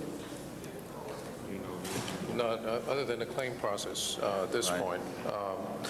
I think our approach with the food processing or any other services such as that, it would be, again, to restore power. We typically, if it's a larger account, we'll have a customer service representative assigned to that account, and they would work directly with them to identify issues or methods by which they can get their problems resolved. I think from that perspective, we can look at some specific list of customers you may have of concern, and we can put it together with our customer service folks and see if we can do a better outreach. Well, if I could make a suggestion, because I know you have a business outreach side, because you do work with businesses to show them and demonstrate what DWP can do to help a business run better and more efficiently. You could probably use your own databases to accomplish that goal. And again, it's more of a tactical approach that we should develop. And I think you're going to hear some testimony from the public about that in just a minute. Okay. Thank you. Ms. Gruhl is our next speaker. We do have 2 public speaker cards on this, which we can take at any time. Ms. Gruhl. Thank you, Mr. Garcetti, and I'll have my staff just hand you the motion that we introduced. I want to thank Mr. Smith and Ms. Perry for having a Rule 23 today to have this discussion, because it is of an emergency nature here in the city. Would you like us to take it up at the same time? It's not I'm before. sorry? Would you like us to take your motion up at the same time? Is that feasible? We could, yeah, we just have to do it formally. So we have two before us. That okay. would, that Why don't would be we- great. Why don't we, on the findings, Mr. City Attorney? On my motion that Jan Perry and I introduced, which was on a tactical alert plan, excuse me? It was introduced today and referred to committee? It was referred to a committee? Yes. Oh, it's been we'd like- referred to a committee. I'm sorry. I thought it was a Rule 23, so No. it would probably be out of order. Okay. I'm sorry. My apologies. Sorry about that. Go ahead, please. But it is in concert with what Mr. Smith and Ms. Perry introduced today. As Mr. Deaton knows, I had my own experience. I didn't lose my power, but several of my constituents have my cell phone number, so called on Saturday and Sunday, trying to get an individual on the phone. And I think, again, I know the department has been working nonstop 24 hours a day since this crisis occurred, but one of the concerns that I heard from people is, one, a constituent who said, I called, I never got a live person, I just want to make sure they know my power is out. You indicated earlier this morning, Mr. Deaton, that you had 10 people in the call center, and then you added an additional 30 on Sunday. Right, at the beginning of the day, this sort of took off Sunday and as it relates to the number of outages, and we had in the call center around 10 at the beginning of the day, and by the end of the day we had 40 or 50 and growing, and we were calling people back. And it took a little while to get them there and to find them on a Sunday. So, but we were responding, and I think we have, like I said, we peaked yesterday, and we've had, but we're now checking this morning. It appears that the delays are relatively small. Again, and I think during a crisis period, people do want to have a live body. I called 311, so I had a live person who transferred me to a manager and was able to connect with someone. But I think the interest is, if we go on tactical alert when we know the Lakers are going to win a championship. So LAPD, they're all ready for a potential. Now, we knew last week that, again, we could have never estimated that it would be this bad, clearly, that the heat and the kind of records that we've had. But is there a point in time last week when we said, we know it's going to be really, really hot in the San Fernando Valley, and you look at these numbers, that we activate the EOC, that we have other people that can come in on those call centers and take some of those calls, so we don't have to, find them, that they know on Thursday afternoon, look, you're going to be on call, we're going to call you in, you got to be ready to kind of do that. Well, I think we need to take a look at this whole incident after we get all the power back on and look and see what we might have done better, and that is certainly a possibility. Hold my time. I was in conversation with our people on Saturday because it was getting hotter and hotter, and I probably had 10 phone calls during the day, maybe 20. Starting at 10 o'clock Sunday morning until 3 o'clock on Sunday afternoon, I probably had 200 phone calls that I went back and forth because things just blew up very, very quickly, and the proportions were entirely different. And so maybe I should have known that Saturday something was going to happen on Sunday, but I think we need to look at what the indications were and what happened, because it was hot Saturday and unbearably so, and just didn't assume that that's all that was going to happen. Yeah. We need to review what did happen and what we did do, and do a better job of predicting. Hopefully this won't be the pattern in the future, though. Let's hope not, but we always should be prepared, like an Yes. earthquake or whatever. Absolutely. hope that doesn't. I was going to add that on Friday night, Friday afternoon, actually, we... Hold my time, sorry. Friday afternoon, we began to hold crews in. Before they would left the field crews, we asked them to stay longer on the job because we're starting to experience some outages in the valley. So rather than releasing them to go home, we went ahead and held them over, and then in the evening, we called more crews back in because we start to see a trend going in that direction. And as Mr. Deaton indicated, I think one of the areas of opportunity is here that in the field, we start to see the development taking place. We didn't quite match it back up to the call center to say, okay, now if we're going to get more phone calls, we need more personnel. And that's, although we responded very quickly in the field to have more people available, the call center, unfortunately, I think got caught with not enough people to handle the calls. Again, I think we want to be able to handle for the worst situation. The other issue, and I know this constituent called you as well, Mr. Deaton, at home, was the issue of prioritization, and my conversation with the manager on Saturday as well, because when I called, it had been 4 hours since they'd made the original call, and they just wanted to make sure that they were on the list, and the manager said yes, and inside the computer, it said, fire, smoldering, live wire, and I asked the gentleman,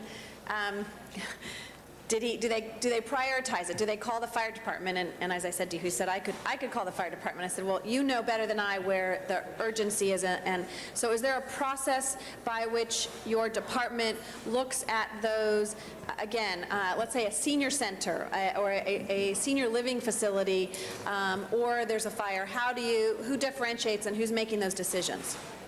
I think the senior citizens issue would be handled on a priority basis.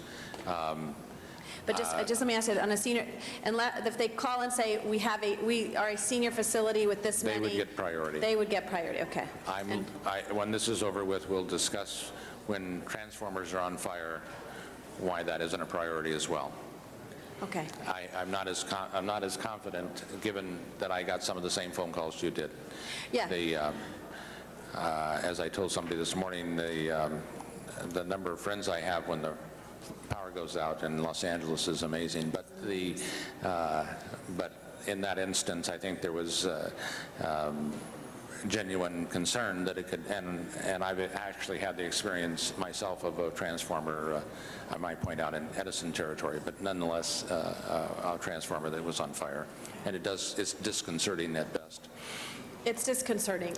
Would you recommend they call the fire department at that time, or call DWP for them to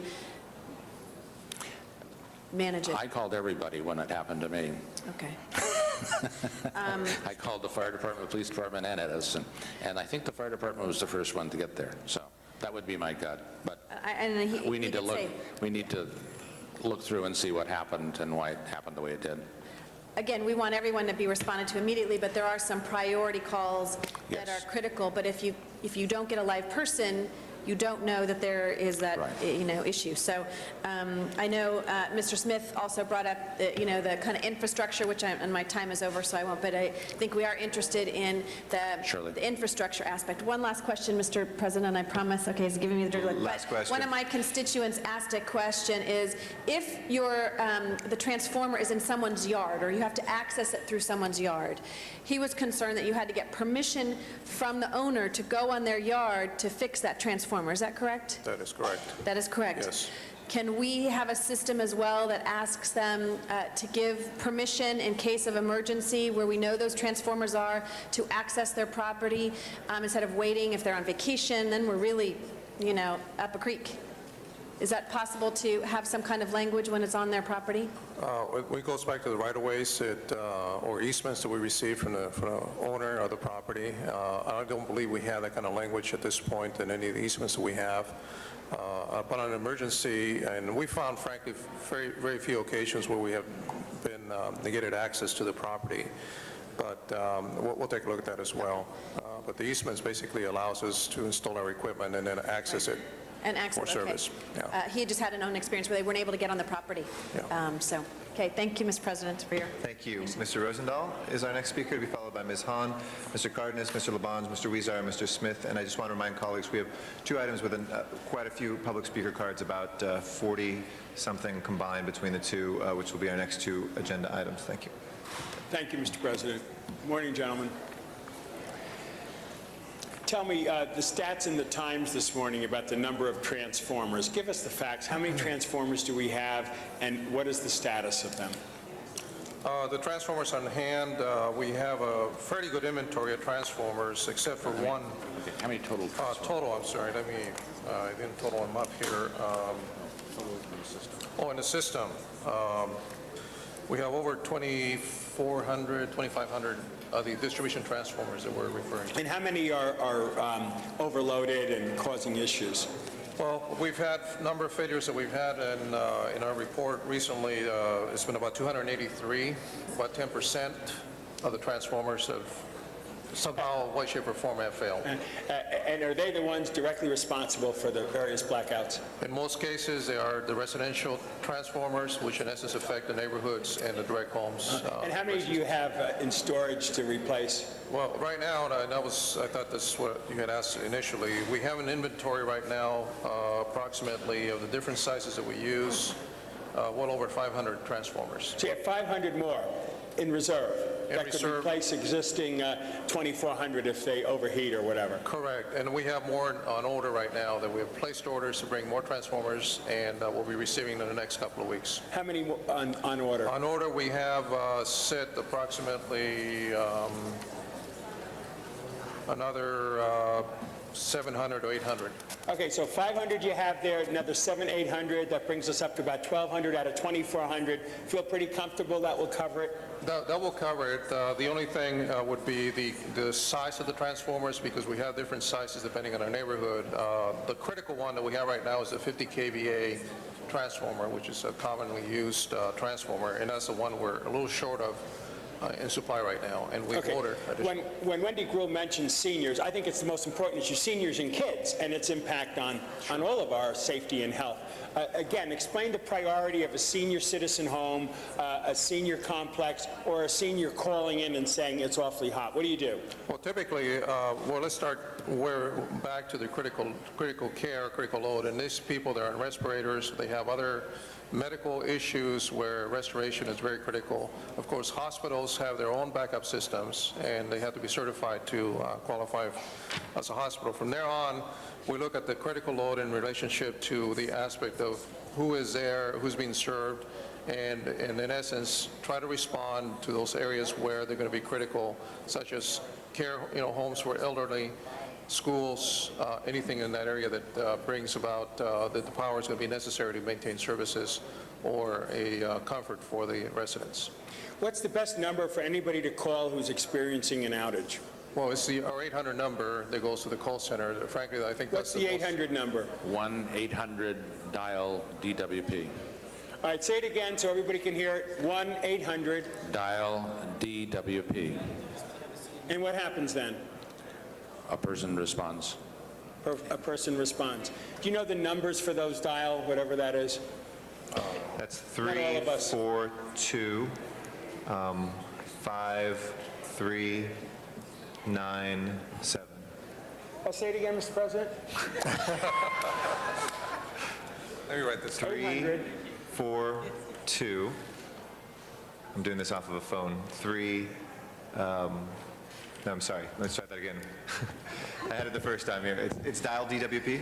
Yes. So it's 1-800-342-5397. Thank you, Mr. President. That's a good public service because a lot of people don't know these alphabet soup business. Okay, next question is conservation. The lights are on here, both the TV lights, the other lights. You go up in my hallway where the sun is always shining, the lights are on. What are we doing to conserve city electricity? Well, in the Department of Water and Power, we've replaced the lighting, and we've also, having reduced or increased the thermostat. My office is positively uncomfortable. Okay, last question, because I know this is... And also, as I stated before, we've reduced the amount of pumping on the water side and trying to eliminate as much electricity as we can. Okay, I know this isn't directly tied to infrastructure development, but my district, the 11th district, experiences significant amount of outages, and the communities are getting very upset about it. It's been going on since I've been in office for a year. Explain to me why we have these kind of outages in Brentwood and the Palisades and Mar Vista and Venice and these other places.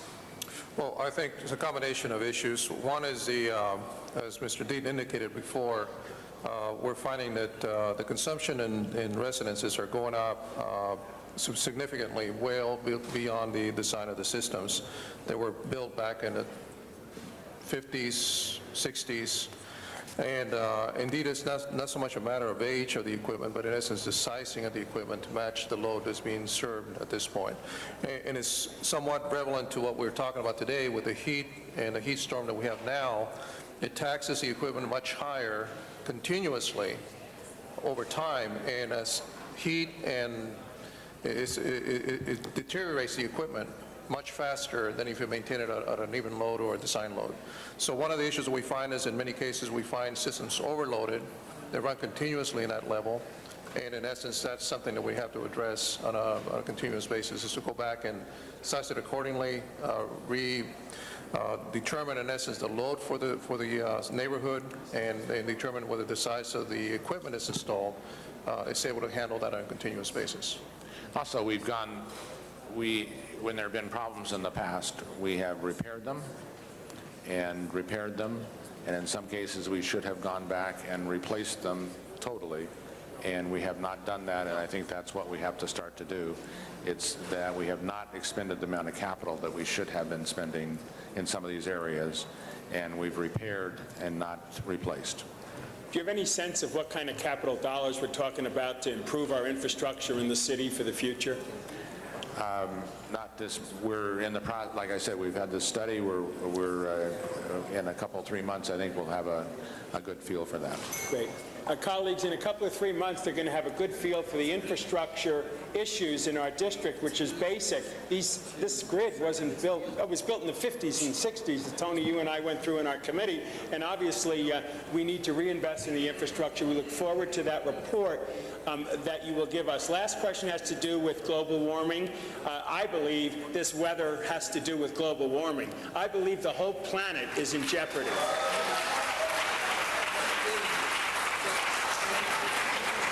And we as a city have taken a strong position on this. The mayor has supported the Kyoto Protocol. The city council is in the process. Wendy Gruhl just put in another motion about solar on the roofs. All of us are coming together with strategies on global warming. What are you doing on global warming with DWP? We're going to meet the state mandates relative to the reduction of carbon dioxide. Well, we look forward to all of us involved with you in attacking the global warming issue from a city council level. Thank you very much. Right. Thank you. We have 2 public speaker cards. So we have Ms. Hahn, Mr. Cardenas, Mr. Labange, Mr. Huizar, and Mr. Smith next. I'd like to call those public speakers forward if there's no objection on this. Robert Gelfand and then Kenny Yee. Robert Gelfand. Okay, I'll move that over to that one. Kenny Yee, then. Hi, council members. Thank you for this time. My name is Kenny Yee. I'm with Wing Hing Noodle Company. We're a small food manufacturer here in downtown LA. And we had our power go out at 5 p.m. yesterday. And normally during the rainy season, we would experience this usually just once every time during the rain season. Every once in a while that'll happen, but within a couple hours it would be repaired and everything would be back to normal. And this time I had a staff have to stay overnight because we normally shut down, and so we had to have someone stay, and they typically stay until it's fixed and then they call me, but then this morning it still wasn't fixed. And the only major issue there for us is we have refrigeration and cooler boxes. We're a food manufacturer. Everything is made to order and shipped out accordingly, and because of situations like that, for us it's very difficult, because for us we were carrying nearly $500,000 of inventory that if the refrigeration doesn't get up and running again and the freezers doesn't get up and running again, it'll be product that becomes spoiled and we would have to toss it out. And so anyways, I just hope that maybe you guys can help me specifically to resolve this issue. Okay. Thank you very much, Mr. Yee. We appreciate your testimony today.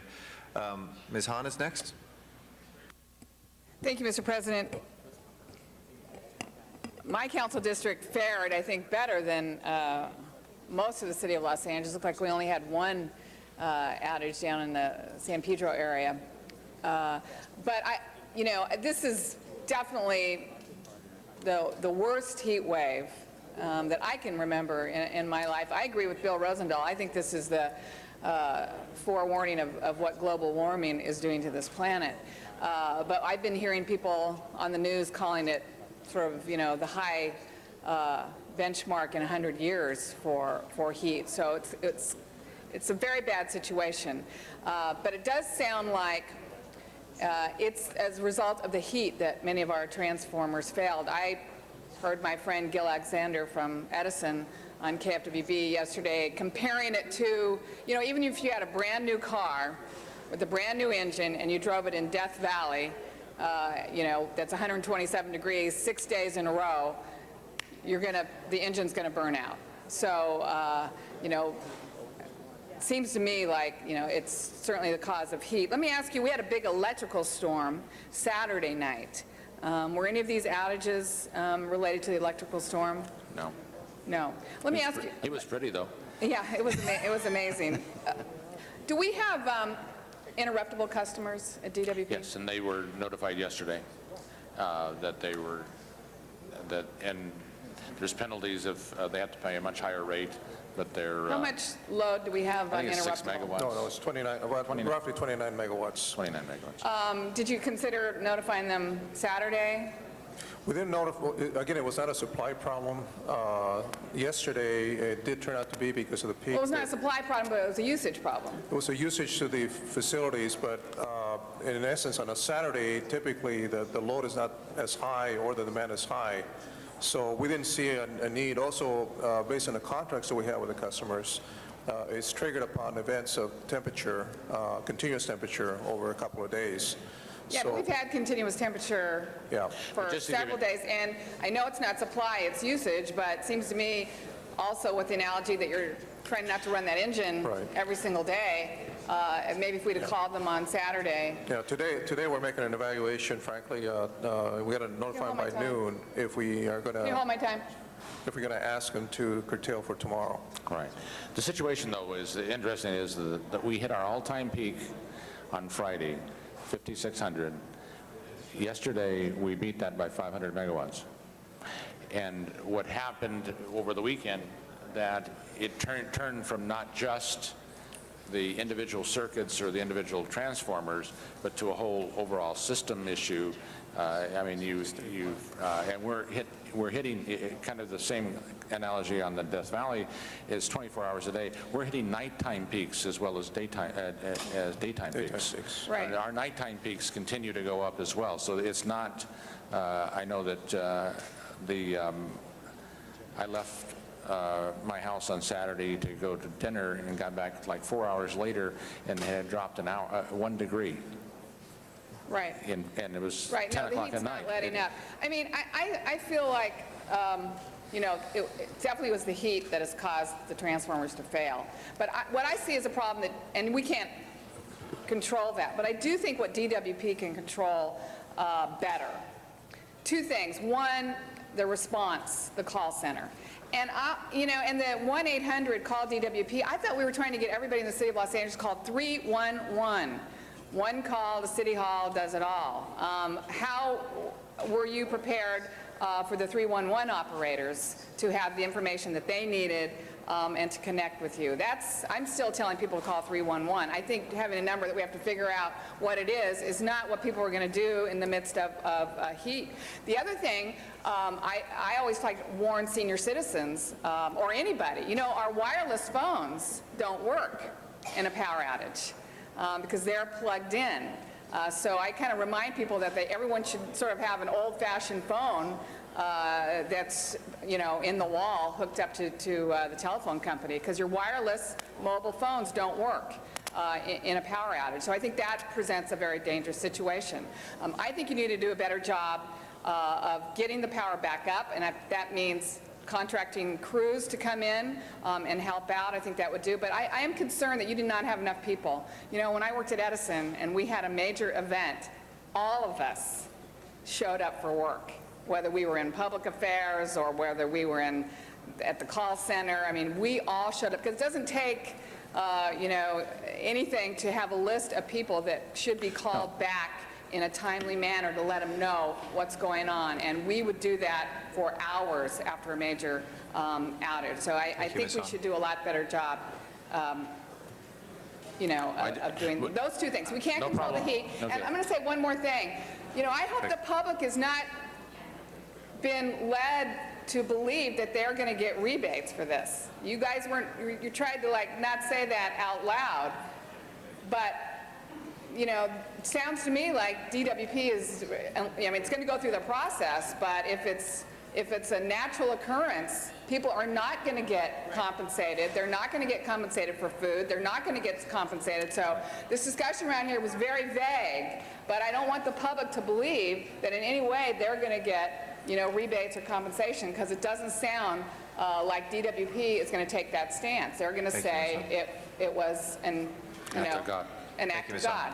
So I want to make that very clear, that we don't mislead the public during this discussion. Just one comment. I don't disagree with the suggestions. However, Edison has a backlog too.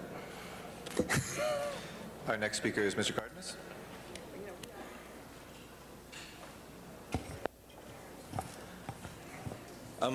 One of the things I'd like to find out if the department understands as we look at our system today, do we have a bunch of equipment out there, like these transformers, that are beyond their supposed lifespan, still in use? I would say in some cases we have some, but not as a typical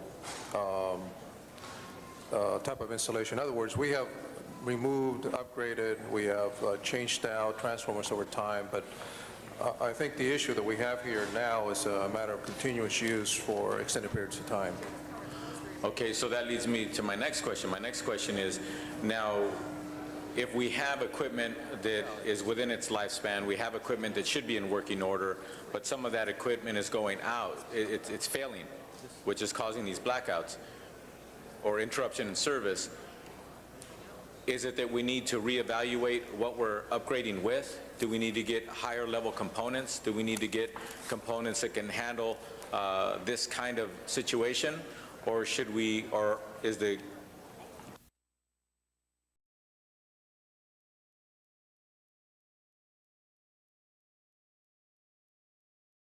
should consider that single families and duplexes doesn't make any money like commercial homeowners, where they can rent their units and can collect, you know, rental fees. We are single family and duplexes. We don't make that money, and we have to work very hard and sacrifice a lot of stuff in order to pay all these type of fees. Thank you. Thank you very much. Armando Herman.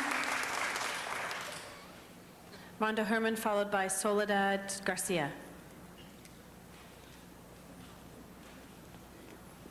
Taxpayers, we are tired of being taxed. We are tired of the limited services that we are provided. We know for a fact, based on all this information that we heard today, that we do not need more officers. We need public money to be used for the public only, not behind closed doors, not behind these luxurious, extravagant meetings you have. Listen to our voices. Hear us today, because we are tired of being gentrified in the gentrification of your hostility in Boyle Heights. We are tired of the condemnation that you're bringing to the city of Los Angeles through unaffordable housing, through high taxes, and worst of all, you've heard it from me before, you know. Thank you. Thank you. Soledad Torres Garcia. Okay, if not, Corelli LaSalle. Ms. LaSalle? Okay. After Ms. LaSalle, we are going over, but we only have 3 more cards, so I'd ask my colleagues if we could just allow for the last 3 speakers. After Ms. LaSalle, Dr. Ruth Wilson Gilmore, Sandra Golden, and Leonard Shapiro. Hi, I'm Coralie LaSalle, and I really appreciate this moment to talk to you and tell you that I'm on a limited income, and I don't think that the city ought to be subjecting people to this higher cop tax, because we don't want it. We're paying for something we don't want, and we think that funds, if you're going to tax us, it should be something that we want, you know. So I encourage the supervisors to not vote for this. Thank you. Thank you. Dr. Ruth Wilson Gilmore. Dr. Gilmore. Okay, Sandra Golden. If not, our last speaker is Leonard Shapiro. Mr. Shapiro?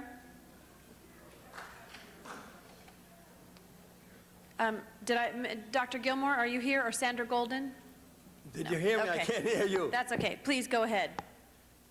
I want to talk about this. My name is Leonard Shapiro. I'm a LA City gadfly. I guess I know most of the people here, but I haven't been here in a while.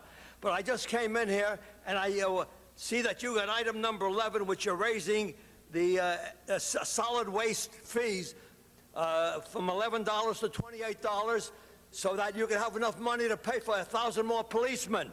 You don't put the policemen down here. But the point is, the reason you can't pay for the policemen and that you got to look for a garbage fee so you could pay for them like all the other cities in the United States is because you gave all your money away.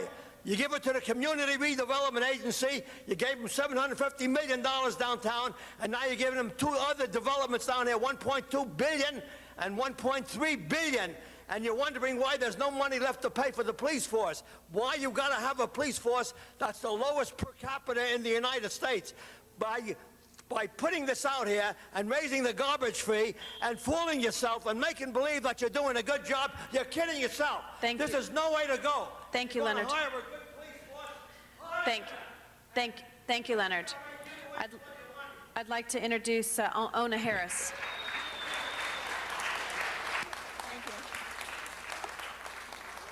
Members of the council, I'm here on a different approach to this. I'm probably the only woman in the entire city who is happy for the weather because of all the issues that came forth this morning on Department of Water and Power. My objection is that you are planning to project ahead for 4 years to raise these fees when with the idea being that we're going to save money. And just last week I got a form from the Department of Water and Power, 12 pages of breakdown on chemicals and everything else for people to review, which they claim costs 29 cents to put out, but they can't send us a flyer on an annual basis. Right now we've got power outages. We've got overtime coming in. We've got meters that aren't running, which is going to mean revenue is going to be reduced. We've been through this before when we've had these kind of problems. We've been through it when we had the water problems. And the revenue is not going to be coming into DWP, and they're going to have to raise our rates. Now, they will already have locked in these surcharges.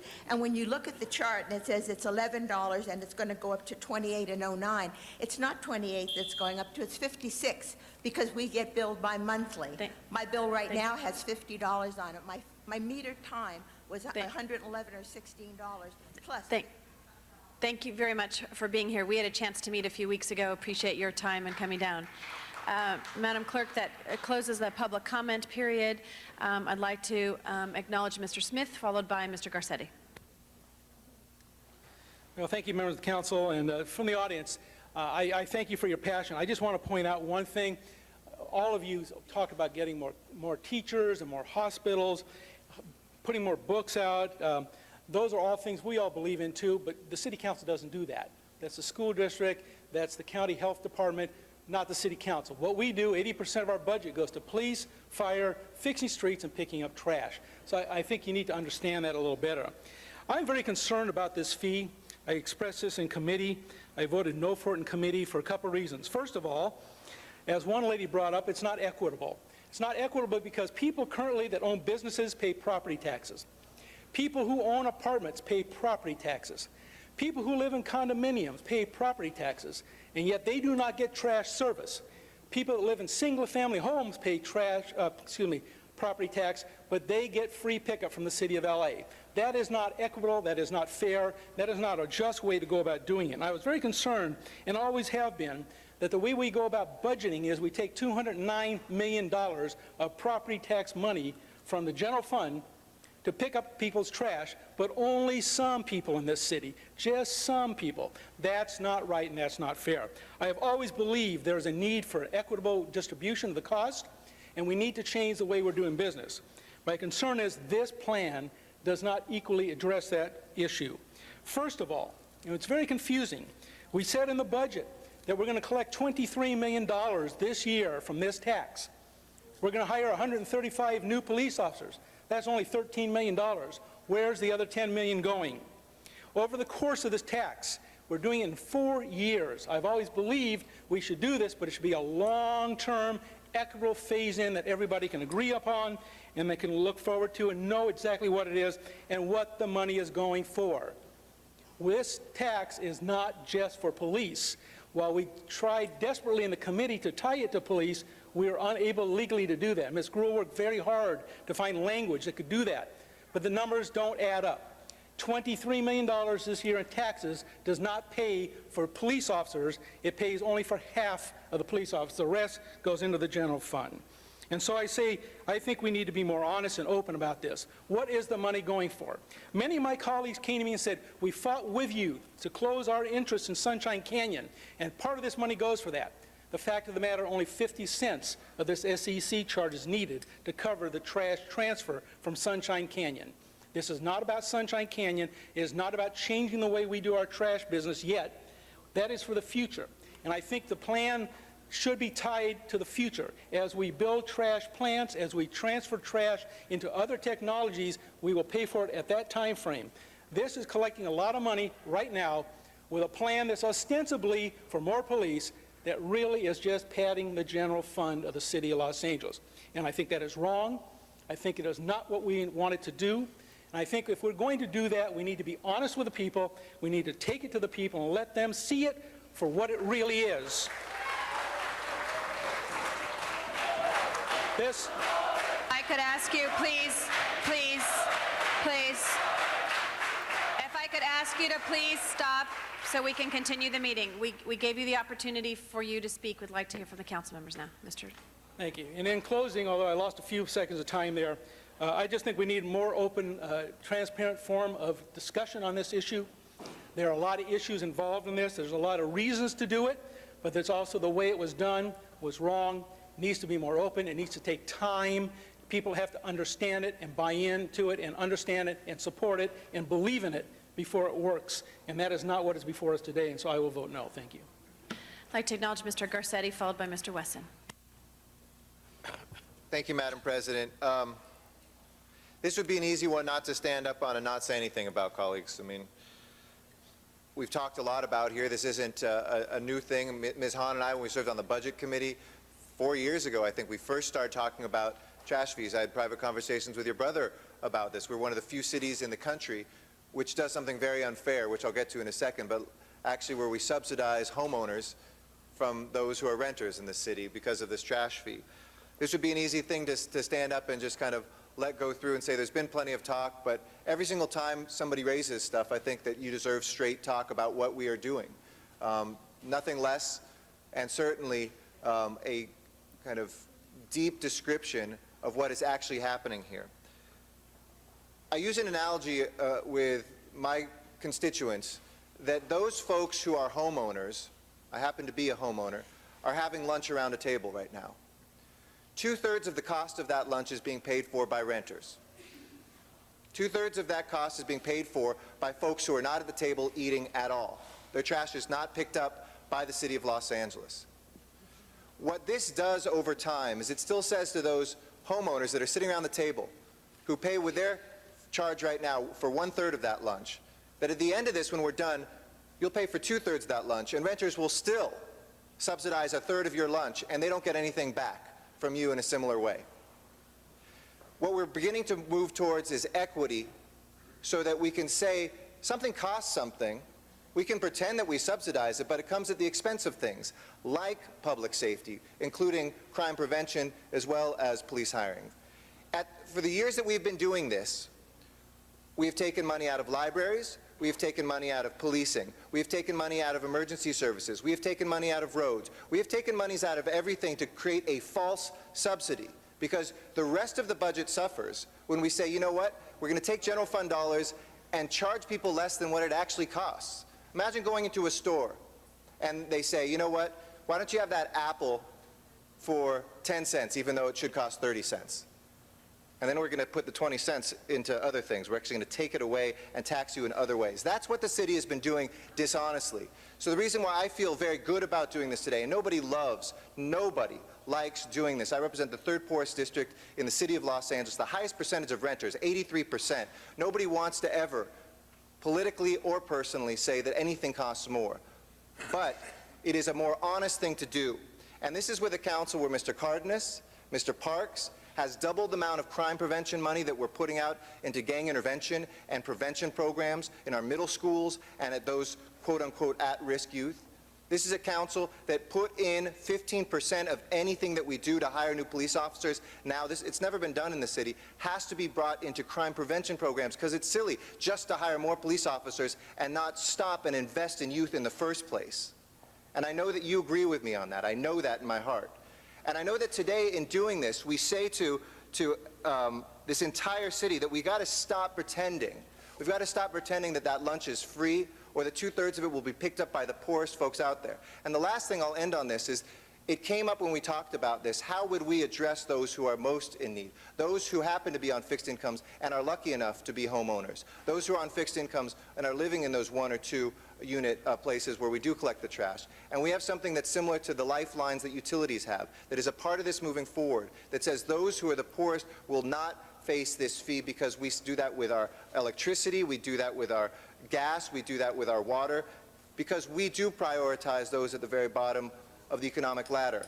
We wouldn't have been having to talk about the housing bond before this if we didn't. We wouldn't have doubled the amount of crime prevention, which is still pitiful. I agree with you. We're spending about a penny on the dollar policing versus crime prevention, and we have to change that collectively. But this today, which is not about hiring cops specifically, and I know you brought up a very good point, Mr. Smith. You brought up an excellent point about why $23 million this year and we're only hiring 130 cops.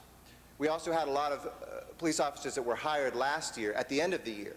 That becomes an expense in the next year's budget, and we have to pay for that somehow. So in doing that, they're already hired, they have to be paid. We are making sure that goes forward.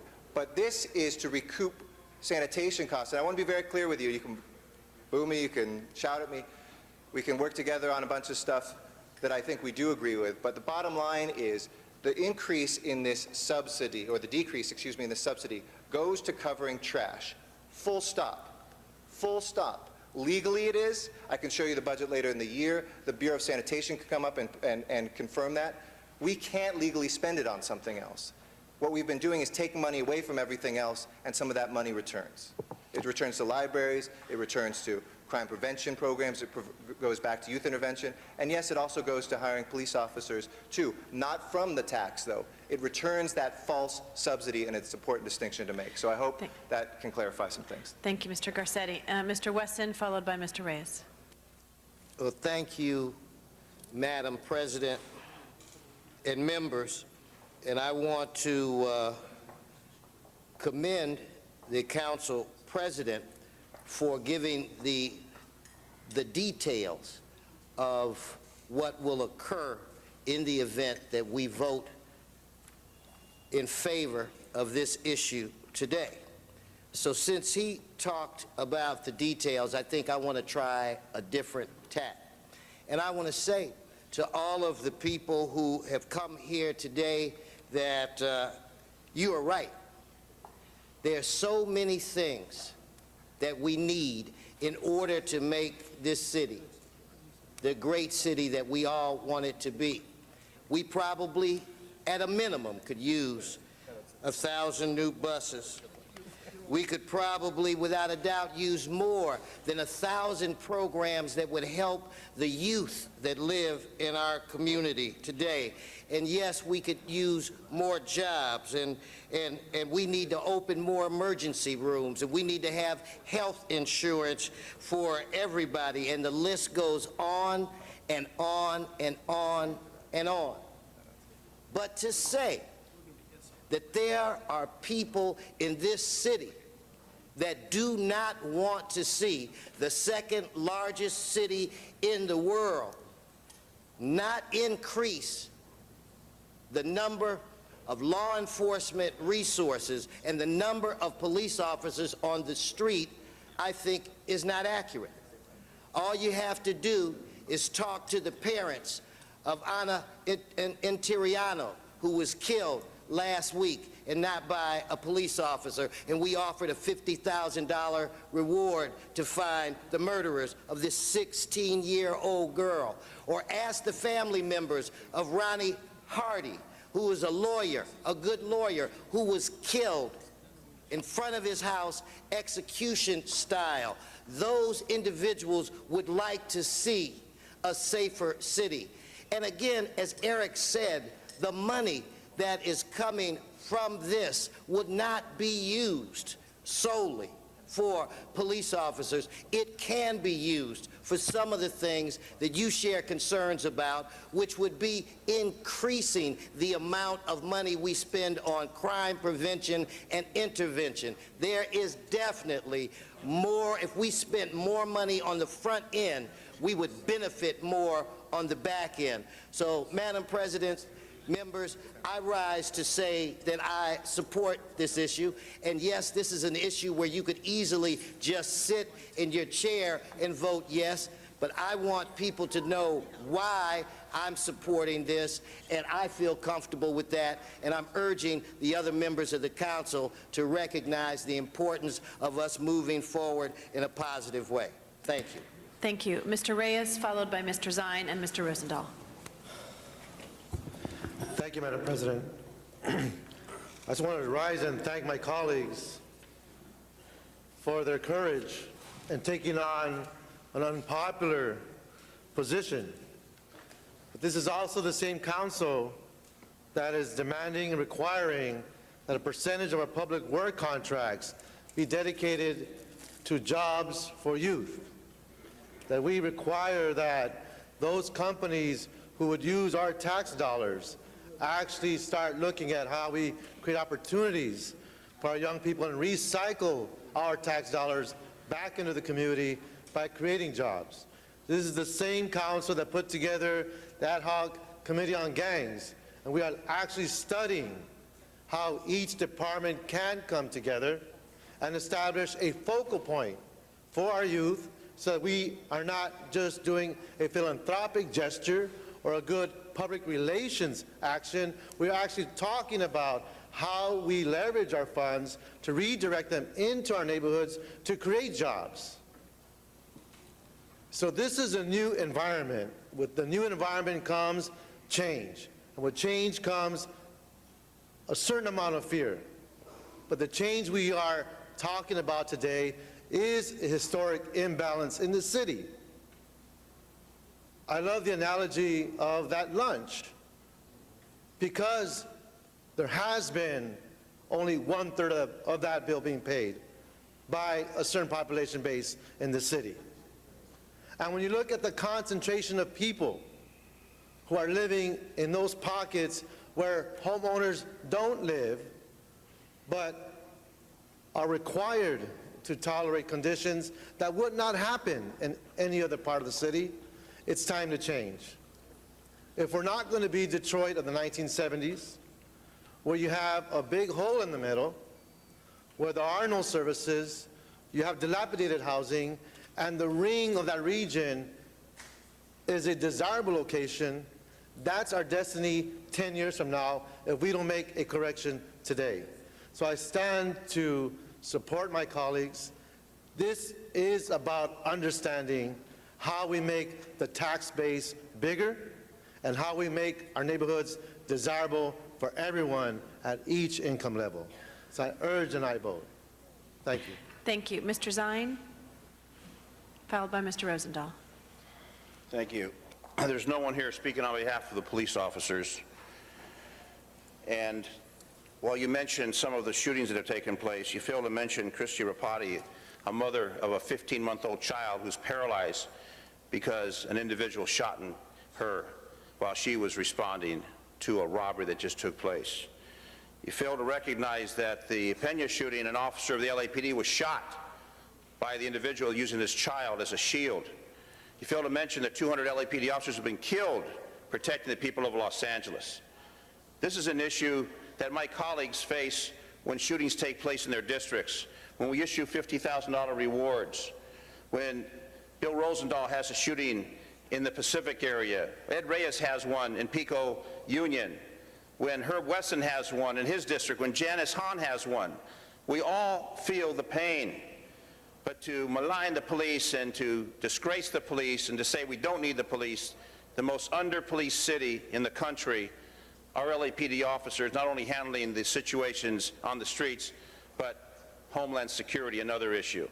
And I'll stand and defend them and say that they're understaffed, they need more resources to do the job, so we'll have fewer girls walking home from school who get shot, and 2 days later, 2 friends of hers get shot, and not only shot, but killed in the city of Los Angeles. An unsafe environment, and the parents and friends are grieving.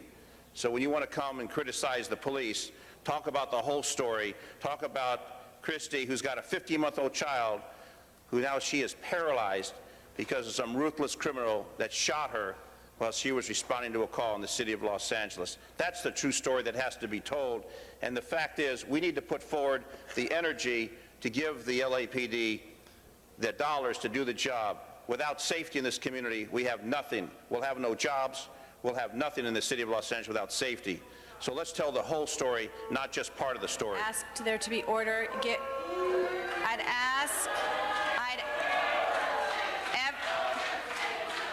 Guards, could you please ask them, if you cannot be quiet, we would ask that you leave. Again, as I indicated, we gave respect to you, would ask you respect the council members and their ability to speak. Mr. Rosendahl. Thank you, Madam President. You know, the 11th District has probably, a couple of my colleagues, more homeowners than renters. I mean, mine is over 50%. Eric said 83% of his are renters.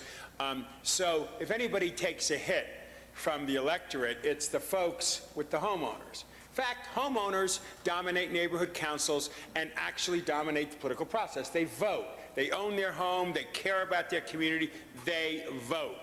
I went to the community and presented this to my homeowners, okay? And I said, do you realize that the city is subsidizing your trash collection?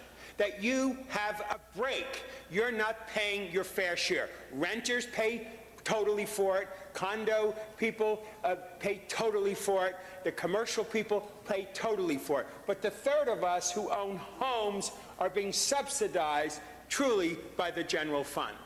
When I explain that to them, they understand.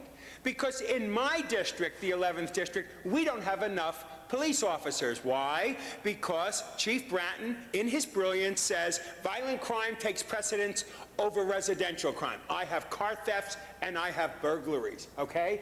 Rightly so, the chief says. We'll stick it over there where we're seeing more murders. We're seeing more violence. So I lost 100 officers in my first year in government from my Pacific Division and my West LA Division. My people in Brentwood and the Palisades and Mar Vista in Venice, in Westchester and Playa del Rey and Palms and West LA are not getting as many officers as other parts of the city because violent crime takes precedent. So here's how it works. Homeowners, we will pay our fair share. I own a home, I'm blessed.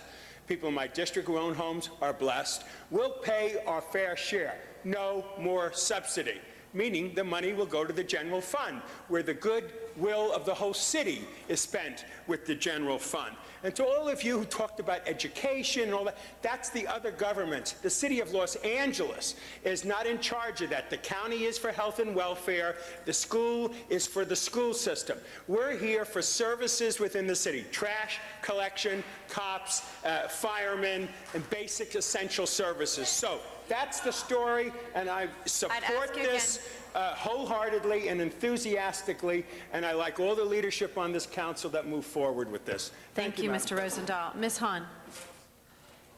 Thank you, Madam President.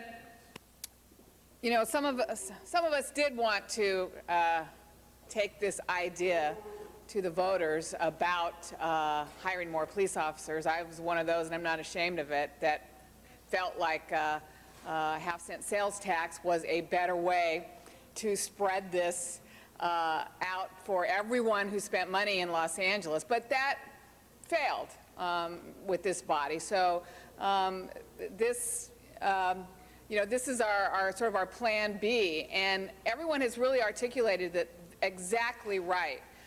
We've been subsidizing the pickup of trash for homeowners in the city for as long as we can remember. I worked for a private trash company many, many years ago, and the rates of that company far exceeded the city of Los Angeles. In fact, we're still one of the lowest compared to surrounding cities.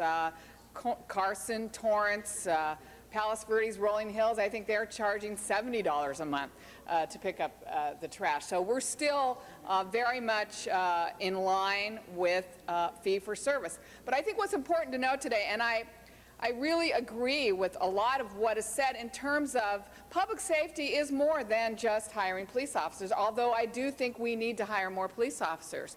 But I think Ms. Gruhl worked very hard at crafting language that would tell Angelenos that once we stop subsidizing trash pickup, there will be more money in the general fund.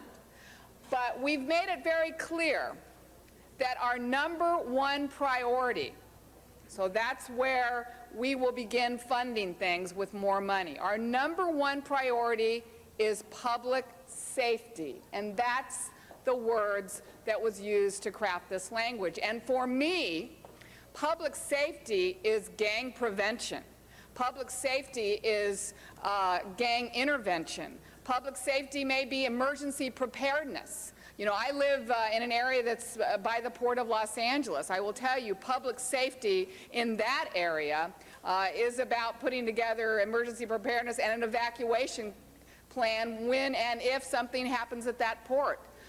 So public safety is not just hiring police officers, and I think that's what everybody needs to hear today. Our priority is public safety, and I will tell you, it will start with hiring more police officers, but that's not where it will end. And I'm very proud of us for having an ad hoc committee on gang violence. And what we're finding, I will tell you, the end report, even though I haven't seen, will say that Los Angeles is not spending enough dollars up front to keep kids from joining gangs in the first place, to give them good after-school programs so they have something to do and not be involved in criminal activity. And once that report comes back to this city council, I expect us to live up to our word that public safety is about all that, and that if there is extra money in the general fund, that will be our priority, and that is where we're going to spend this money. And I will make that commitment to all of you today.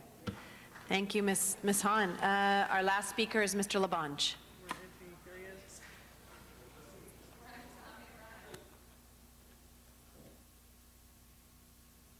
Thank you very much, everyone. I just would like to ask the Bureau of Sanitation and the City Administrative Officer, I stand to support this effort because of the work that has been done in the past that brings us to today. I know there's much more work that we need to do, but what we are talking about, Mr. Fujioka and Ms. Robinson, is paying for these, right? That's what we're talking about, right? Is that the truth? In part, is paying for that, but Okay. also paying for the staff who actually pick up those trash cans and. Right. And then the tip And fees. bulky items, because bulky items are a big thing. And the I tip believe in fees broken for- windows concept that Chief Yes. Bratton so strongly supports. But it's the cost of what this is. When we started this thing called recycling. And Ms. Hahn, we're the same era. I know you're a Cleveland man, but remember old Can Box Day? When you had Can Box Day, and you had Can Box Day on one day of the week, you had garbage on the other day, and then they combined the two, and then they started separating. But to encourage separation, we bought the equipment. The general fund bought the equipment. We didn't never do it. And I believe in Palos Verdes, it's like $60, $70 to pick it up a month. What are the range in the county, Ms. Robinson? You know, got a guess on what it costs? Well, we're at the lower, currently at the lower end of the range at our Right. $11, but it can go as high as $50 to $60. And if you look nationwide, we're very much at the low And end. this is a question, because I should ask this before. What about Long Beach, Glendale, Burbank, Pasadena? They're comparable cities in the sense. What are They their- all charge more than we charge. They all charge currently. more than we're going to charge? More than, we'll be in the mid-range of Mid-range, acceptability. but we'll be of- fair. In the 5 okay? years. And you're going to do more for bulky items? Because I'm a bulky item man. Absolutely.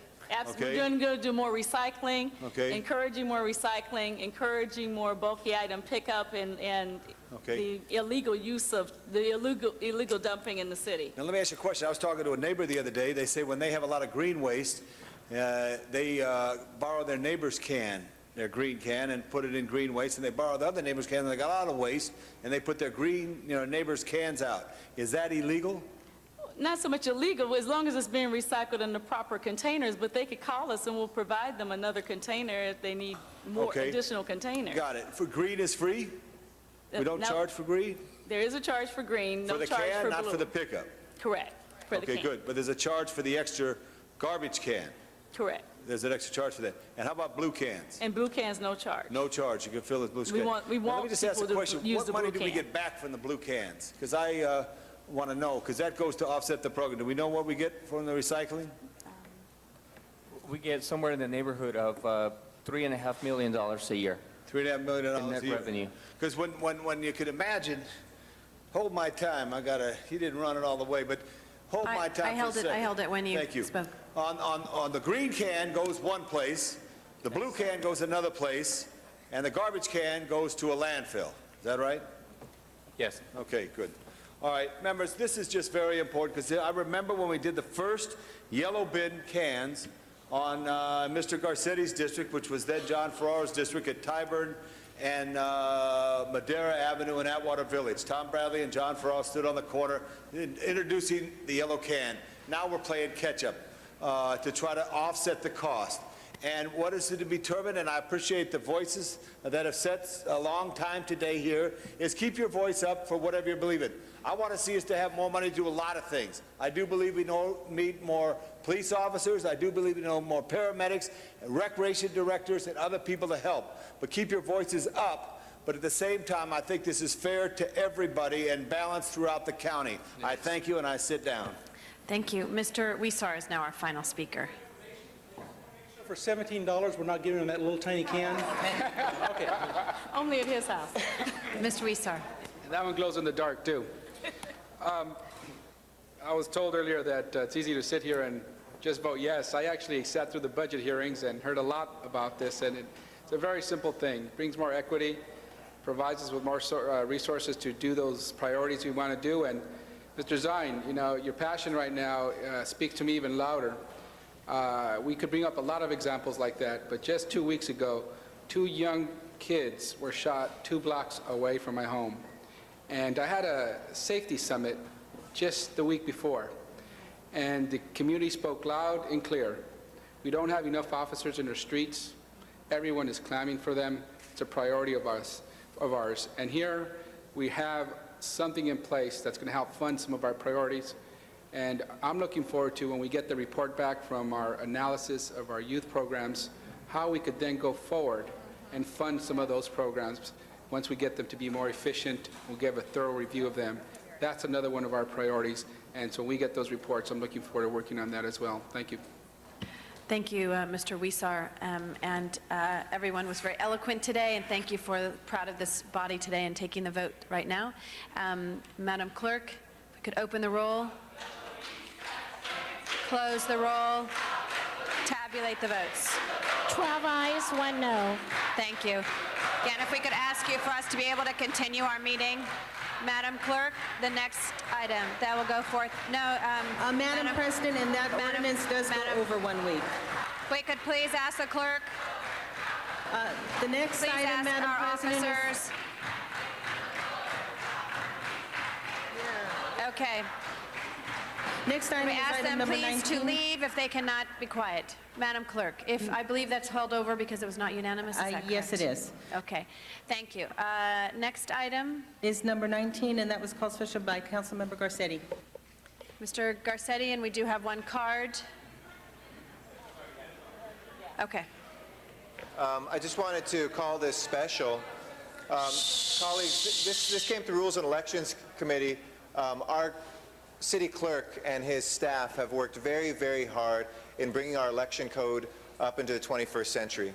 I know it's been a very long day, so I won't keep us very long, but I want to thank Frank Martinez and his staff, the good work of the City Attorney's Office in implementing this, but making sure that we have a election code which speaks to essentially some of the problems that we've had in past elections, make sure after we've seen the debacles in Florida and other places that it's important to make sure that our elections are not only fair and clean but done in the most efficient way. So I just called this special today to thank the city clerk and congratulate them on their work. It is available at the city clerk's website, correct? And so anybody who wants to check that out at lacity.org /CLK, capitals. You can always click to it from our main homepage at lacity.org. You can see the new election code, and I just want to thank them again for their work and ask for your aye vote. Thank you, Mr. Garcetti. That item is now before us. Madam Clerk, open the roll, close the roll, tabulate the votes. 13 ayes. I'd like to acknowledge Mr. Cardenas for a quick announcement. Thank you for that courtesy, Madam President. I just wanted to thank the people who may or may not be there for the ITA committee that should have started at 2 today. It's obvious we're still in council. Myself and my colleagues on the committee cannot make it, so therefore we're going to postpone today's meeting. We very likely will have something on the calendar next week, if not the following week. So ITA committee at 2 o'clock, scheduled today at 2, is not going to occur. We're going to postpone those items till further notice. Thank you. Thank you. And Ms. Rosen, we still have other items. So we're into just announcements on the committees. A Plum Committee, Mr. Reyes would like, the Plum Committee will start 15 minutes after council adjourned. Okay. Item number 31, yes. My one that I called special on Runyon Canyon, I got the answers, we're okay on it. Which item is that, I believe Mr.? it's 49. Mr. Echeverria? 49. 49. Okay, Madam Clerk, if we could call the roll on item number 49, close the roll, tabulate the votes. 13 ayes. That item's been approved. Next item, Madam Clerk. Madam President, items 31 and 35 were called special by Councilmember Zine, and they are related. Do you wish to take them up together? Yes, Mr. Zine. Thank you, Ms. Fujio. And have they had a public hearing? Not on 35. We do have one public comment card. This is the DROP program, Deferred Officer Retirement Program for the LAPD, the LA City Fire, and also the Port Police. And we have representatives here from the CAO's office, also Deputy City Attorney Mary Jo Kerwin, who's representing the Port. My concern, and we've discussed this in EERC, and we've discussed it amongst ourselves in committee, that we have a provision in the DROP program that would make sure that people in the DROP program continue to work, and for whatever reason they're not here, that we have a protection clause. We've had some abuses that have been noted, and we don't want to have any further abuses. So the discussion with Mr. Fujioka and Royce Mikas is that if we'd amend this report and ask you to report back in 90 days, that we can put the safeguards in so the people of City of Los Angeles will understand that if someone's in that DROP program, police officers, firefighters, we won't have abuses that have taken place in whatever conditions. I've spoken to Pat McCosker, the president of the Fire Union, and also Mr. Baker, the president of the Police Protect League. They're fully supportive of putting whatever safeguards need to be put in that are reasonable to make sure that we don't have further abuses of individuals in that system. Mr. Fujio. What we're asking for today is to approve the extension of the DROP program. The agreement we have with both what the labor groups represent the officers and firefighters mentioned by Councilman Zine. The agreement has a reopener clause that will allow us to address the issues that Councilman Zine mentioned, but also that we're also, it's a concern shared by both management and labor. Because in our preliminary discussions with UFLAC and the Police Protective League, they've expressed a willingness to address some of these issues related to individuals who are not on the job and still participating in job. The extension, I feel, is very, very important because we have, unless we send a clear signal to our police officers and firefighters, some may mistakenly enter into the job program, which is irrevocable once they enter, and then they can leave city service. By approving the extension today, I'm telling you that with the reopener, we will come back within 90 days with a proposal, in the proposal that's supported by our labor groups that will address these very strong concerns expressed by Councilman Zine. Also, I know we've discussed it with UFLAC, we've discussed with PPO. We haven't discussed it with the representative body of the harbor, the police officers for the harbor. I know the deputy city attorney is here. We haven't included them in the conversation. I think we need to make sure that they're Which included. we will. We'll absolutely include them because they are now a member of the fire and police pension system. They have the same rights as our police and firefighters, and we will absolutely include them in that discussion. We would have to before we implement. Because I know we do have agreement from the fire union, from the police union, that they're supportive. Like I say, we didn't discuss it with the port, so I want to make sure that whatever plan we have will apply to all three, LAPD, LA City Fire, and the Port Police. The reopener letter has been signed by UFLAC, the Police Protective League, and the labor group representing our port officers. So they're fully aware of all aspects of the extension agreement, including the reopener to address this, really any issue to ensure the program is the best program possible that meets not only the needs of the officers, but more important, the needs of the city. And we do have April of 2007 when the current drop program expires. Yes. So we need to do something prior to that date. So what we will do today by this measure is give an approval that the drop program will continue in place. Yes. And there'll be discussions for the safeguards, and in 90 days, those will be brought back, and then we'll move it forward from there. And it's important that we send the message to our sworn staff now so that, again, we don't have individuals who make the mistake of entering drop thinking this is their last year. Exactly. Thank you. I request a aye vote on both 31 and 35 if there's no further questions. Thank you very much. We do have a few cards. Is Elsa Moy here? Followed, I do not see Matt Dowd, Mike Hunt, or Zuma Dog. So Elsa Moy will be our speaker. Thank you. Good afternoon, everybody. My name is Elsa Moy. I handle insurance and investment. Last year, I was here to talk to Councilman Zine regarding for the drop plan. I talked to him that we would like to maintain the drop plans so that we have a safe society. One of the problem is, even though it seems like we're going to have the drop plans for another 5 years, but we have to pay attention for the cost neutral.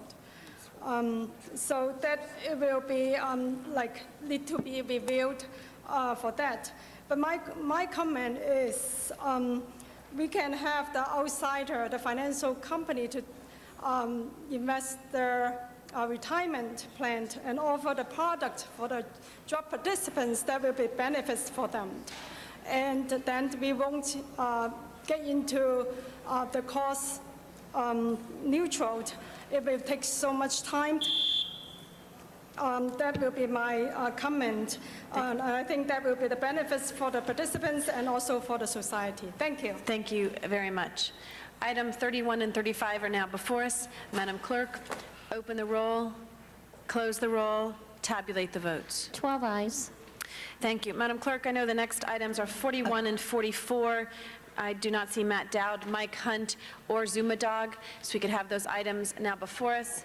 And I'm sorry, Madam President, just for council's information, the ordinance on item number 35 is over for 30 days, and it will be back in council on September 12th. Thank you very much.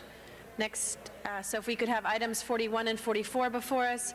Madam Clerk, open the roll, close the roll, tabulate the votes. 12 eyes. Next item. Next item is item number 45, and that was called special for cards from the public. I do not see Ms. Valinda Jo Wright, Mr. Matt Dowd, Mike Hunt, or Zuma Dog. The public comment period is closed. Madam Clerk, call the roll on item number 45. Close the roll, tabulate the votes. 12 eyes. That item's been approved. Next item. Item 47, also called special for cards from the public. Also, I do not see Mr. Dowd, Zuma Dog, or Mike Hunt. Public comment period is closed. Item 47 is now before us. Madam Clerk, open the roll, close the roll, tabulate the votes. 12 eyes. Item's been approved. Next item. Next item is item 48, and that was called special for cards from the public. I do not see Valinda Jo Wright, who is the speaker on this item. Madam Clerk, open the roll, close the roll, tabulate the votes. 12 eyes. Next item. We want 28 forthwith and 29. Council has motions for posting and referral, Posted and referred. and that clears the desk. Do we have some announcements? So Sorry, special Madam three, President, I'm there sorry. is a special three. Special three? And the Yes, city- Mr. City Attorney. Okay, thank you. And if I may, Madam President, just to make an announcement, item 34 was the matter in which council adopted the recommendation requesting the city attorney to prepare an ordinance slightly amending the boundaries between council districts 4 and 13. The ordinance will be placed on a continuation agenda for tomorrow. And now, special 3, I'll recite the facts as presented to me by the maker of the motion, which was Mr. Weiss in this matter, for the council's consideration of the adequacy of the findings. This matter is a motion to assert Charter Section 245 jurisdiction over the Board of Public Works action approving a pilot program to provide stun gun devices to street services investigators. Since the posting of the agenda, questions have arisen regarding the training of the investigators. To more fully comply with the spirit of the Brown Act, I recommend that if findings are approved, the matter be placed on a continuation agenda for tomorrow, which is the last day upon which council can assert jurisdiction. Council must first make findings pursuant to Government Code Section 54954.2 before considering the substantive motion. Okay, thank you very much. Mr. City Attorney, Mr. Smith appears he would like to speak for a second on this matter. No, we need to move it, so move that we continue for tomorrow on behalf of Mr. Weiss. And do we have to make the findings first and then move it? All right. All right, first we have to vote on the findings, so open the roll, close the roll, tabulate the vote. 12 eyes. Now, Mr. Smith has made a motion on behalf of, or a request on behalf of Mr. Weiss to move this to tomorrow on the continuation agenda. We open the roll, close the roll, tabulate the vote. 12 eyes. Thank you very much. And that clears the desk, Madam President. Do we have any announcements, please? Announcements, Ms. Gruhl. Okay. Mr. Huizar, announcements. Much. I'd like to announce that the Board of Public Works, the Office of Community Beautification, is holding a Community Beautification Grant Workshop this Thursday, July 27th at the Benjamin Franklin Branch Library. And the Los Abuelitos de Boyle Heights is having the Dia del Abuelo, Day of the Grandparent, on Alvaro Street at Wednesday, July 26th from 4 to 7. It is to honor Boyle Heights grandparents with a sit-down reception and live entertainment by Mariachi Divas and Orquesta Charonga. How do you pronounce that, Ms. Padillas? Charangoa. Got it. Thank you. Thank you. Any other announcements? Mr. Rosendahl, I'm sorry. I want to announce that Greg Smith and I are back from our trip across the sea where we went to Shanghai and to Nagoya in Japan. And just a quick reflection, both countries are far advanced on their infrastructure of transportation issues than we are in Southern California. We learned a lot. The maglev, which was a major issue with SCAG, was the center point of our trip to Shanghai. Bernard Parks was with us. Yvonne Burke was with us. People from Ontario, West Covina, City of San Gabriel, and Torrance were also with us. So it was quite a nice delegation. We learned a lot. But for me, when we got to Nagoya in Japan, Japan, I saw my colleague Greg Smith as a true statesman. He was the lead of the delegation. His interaction with all the senior elected officials, his depth and knowledge of the city of Los Angeles and all of its histories was greatly admired by our host and by me to have the presence of such a colleague provide such leadership. So we're happy to have gone, and we're very happy to be back. Thank you. Thank you. Any other announcements, colleagues? Any adjourning motions? If I can please ask everybody in council chambers to rise for our adjourning motions.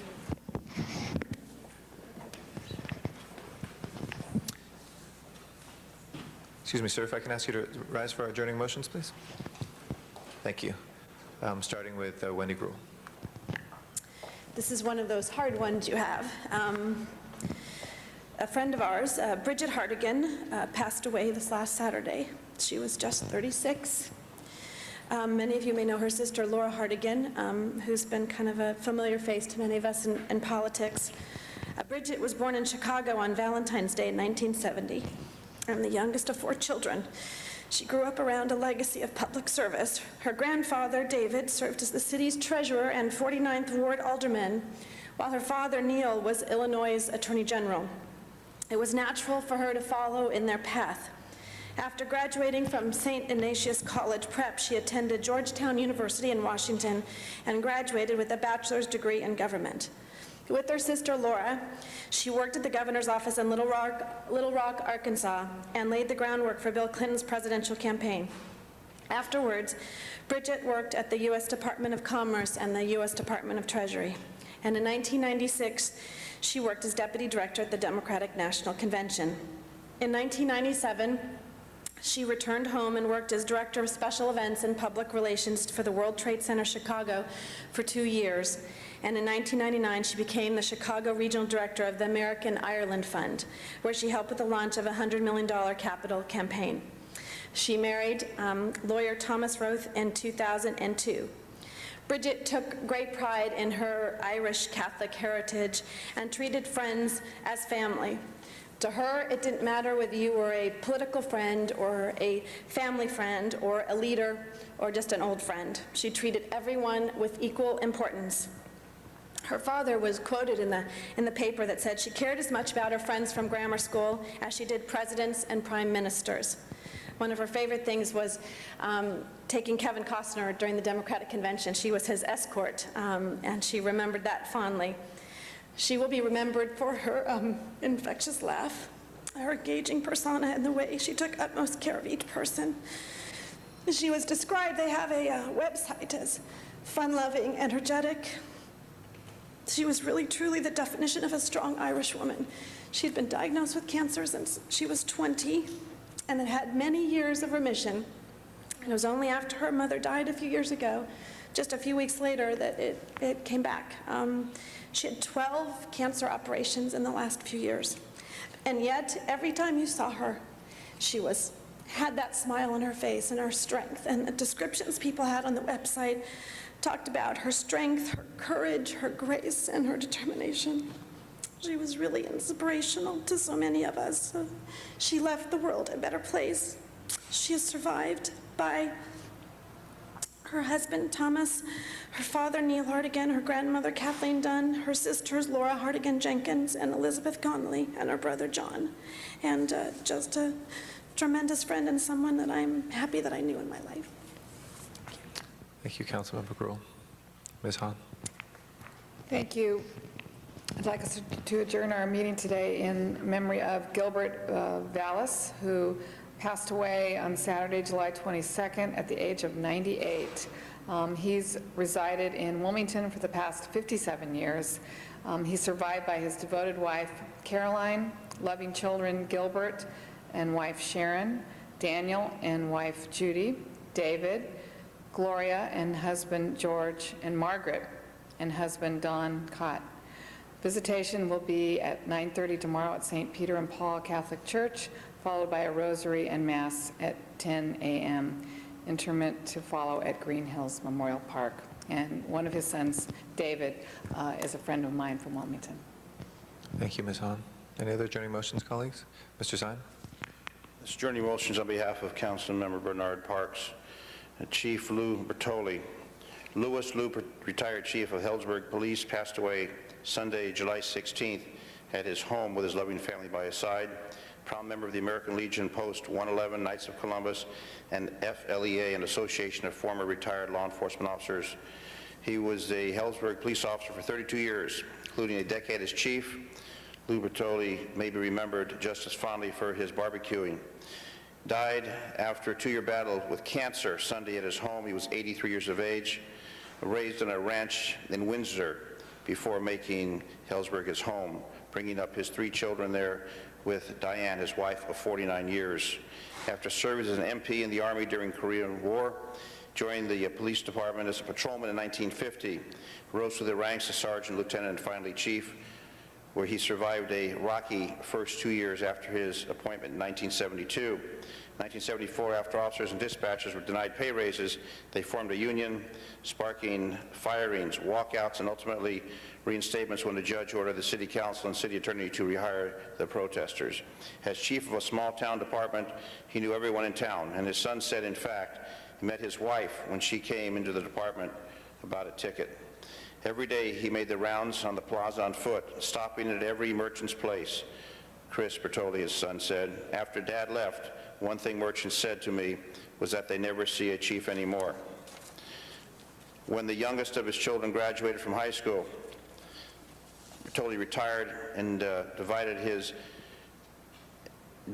attention to his catering business, cooking chicken, steak, ciappino, polenta, and pasta for community events, weddings, and family gatherings. Family members joked that he probably cooked more chicken than anyone else in Sonoma County. Everyone else in the family was afraid to barbecue because Dad would be hovering over you, joked his daughter, Gina Nickel. A rosary will be said at 7 p.m. today at St. John's Catholic Church in Heldsburg. A funeral mass will be celebrated at 10 a.m. Thursday, also at St. John's, following interment at Oak Mound Cemetery, and a public reception at the church gym. Memorial contributions may be made to St. John's School Building Fund in Heldsburg. Survived by his beloved wife of 49 years, also survived by loving children, Chris, wife Patty, Gina Nickel and husband Kent, Bridget Irons and husband Will, cherished Nano of Trevor, Alexis, Hunter, and Jenna, special brother to Edith Bertoli and Adolph Bertoli and wife Lona, also survived by numerous nieces and nephews and 4 grandchildren. Councilmember Parks will be attending the services. Chief Lou Bertoli, may he rest in peace. Thank you, Mr. Zine. Colleagues, might want to dress a little bit lighter tomorrow. We're going to continue to turn our thermostat up a little bit as we are encouraging people to do throughout the city. And again, as there are still folks without power, we encourage all Angelenos to turn off that copier that's just sitting there, to turn up their thermostats where possible, and to conserve as much energy to get through this heat wave. So thank you all, colleagues, for this very productive meeting. And with that, Madam Clerk, please call the roll.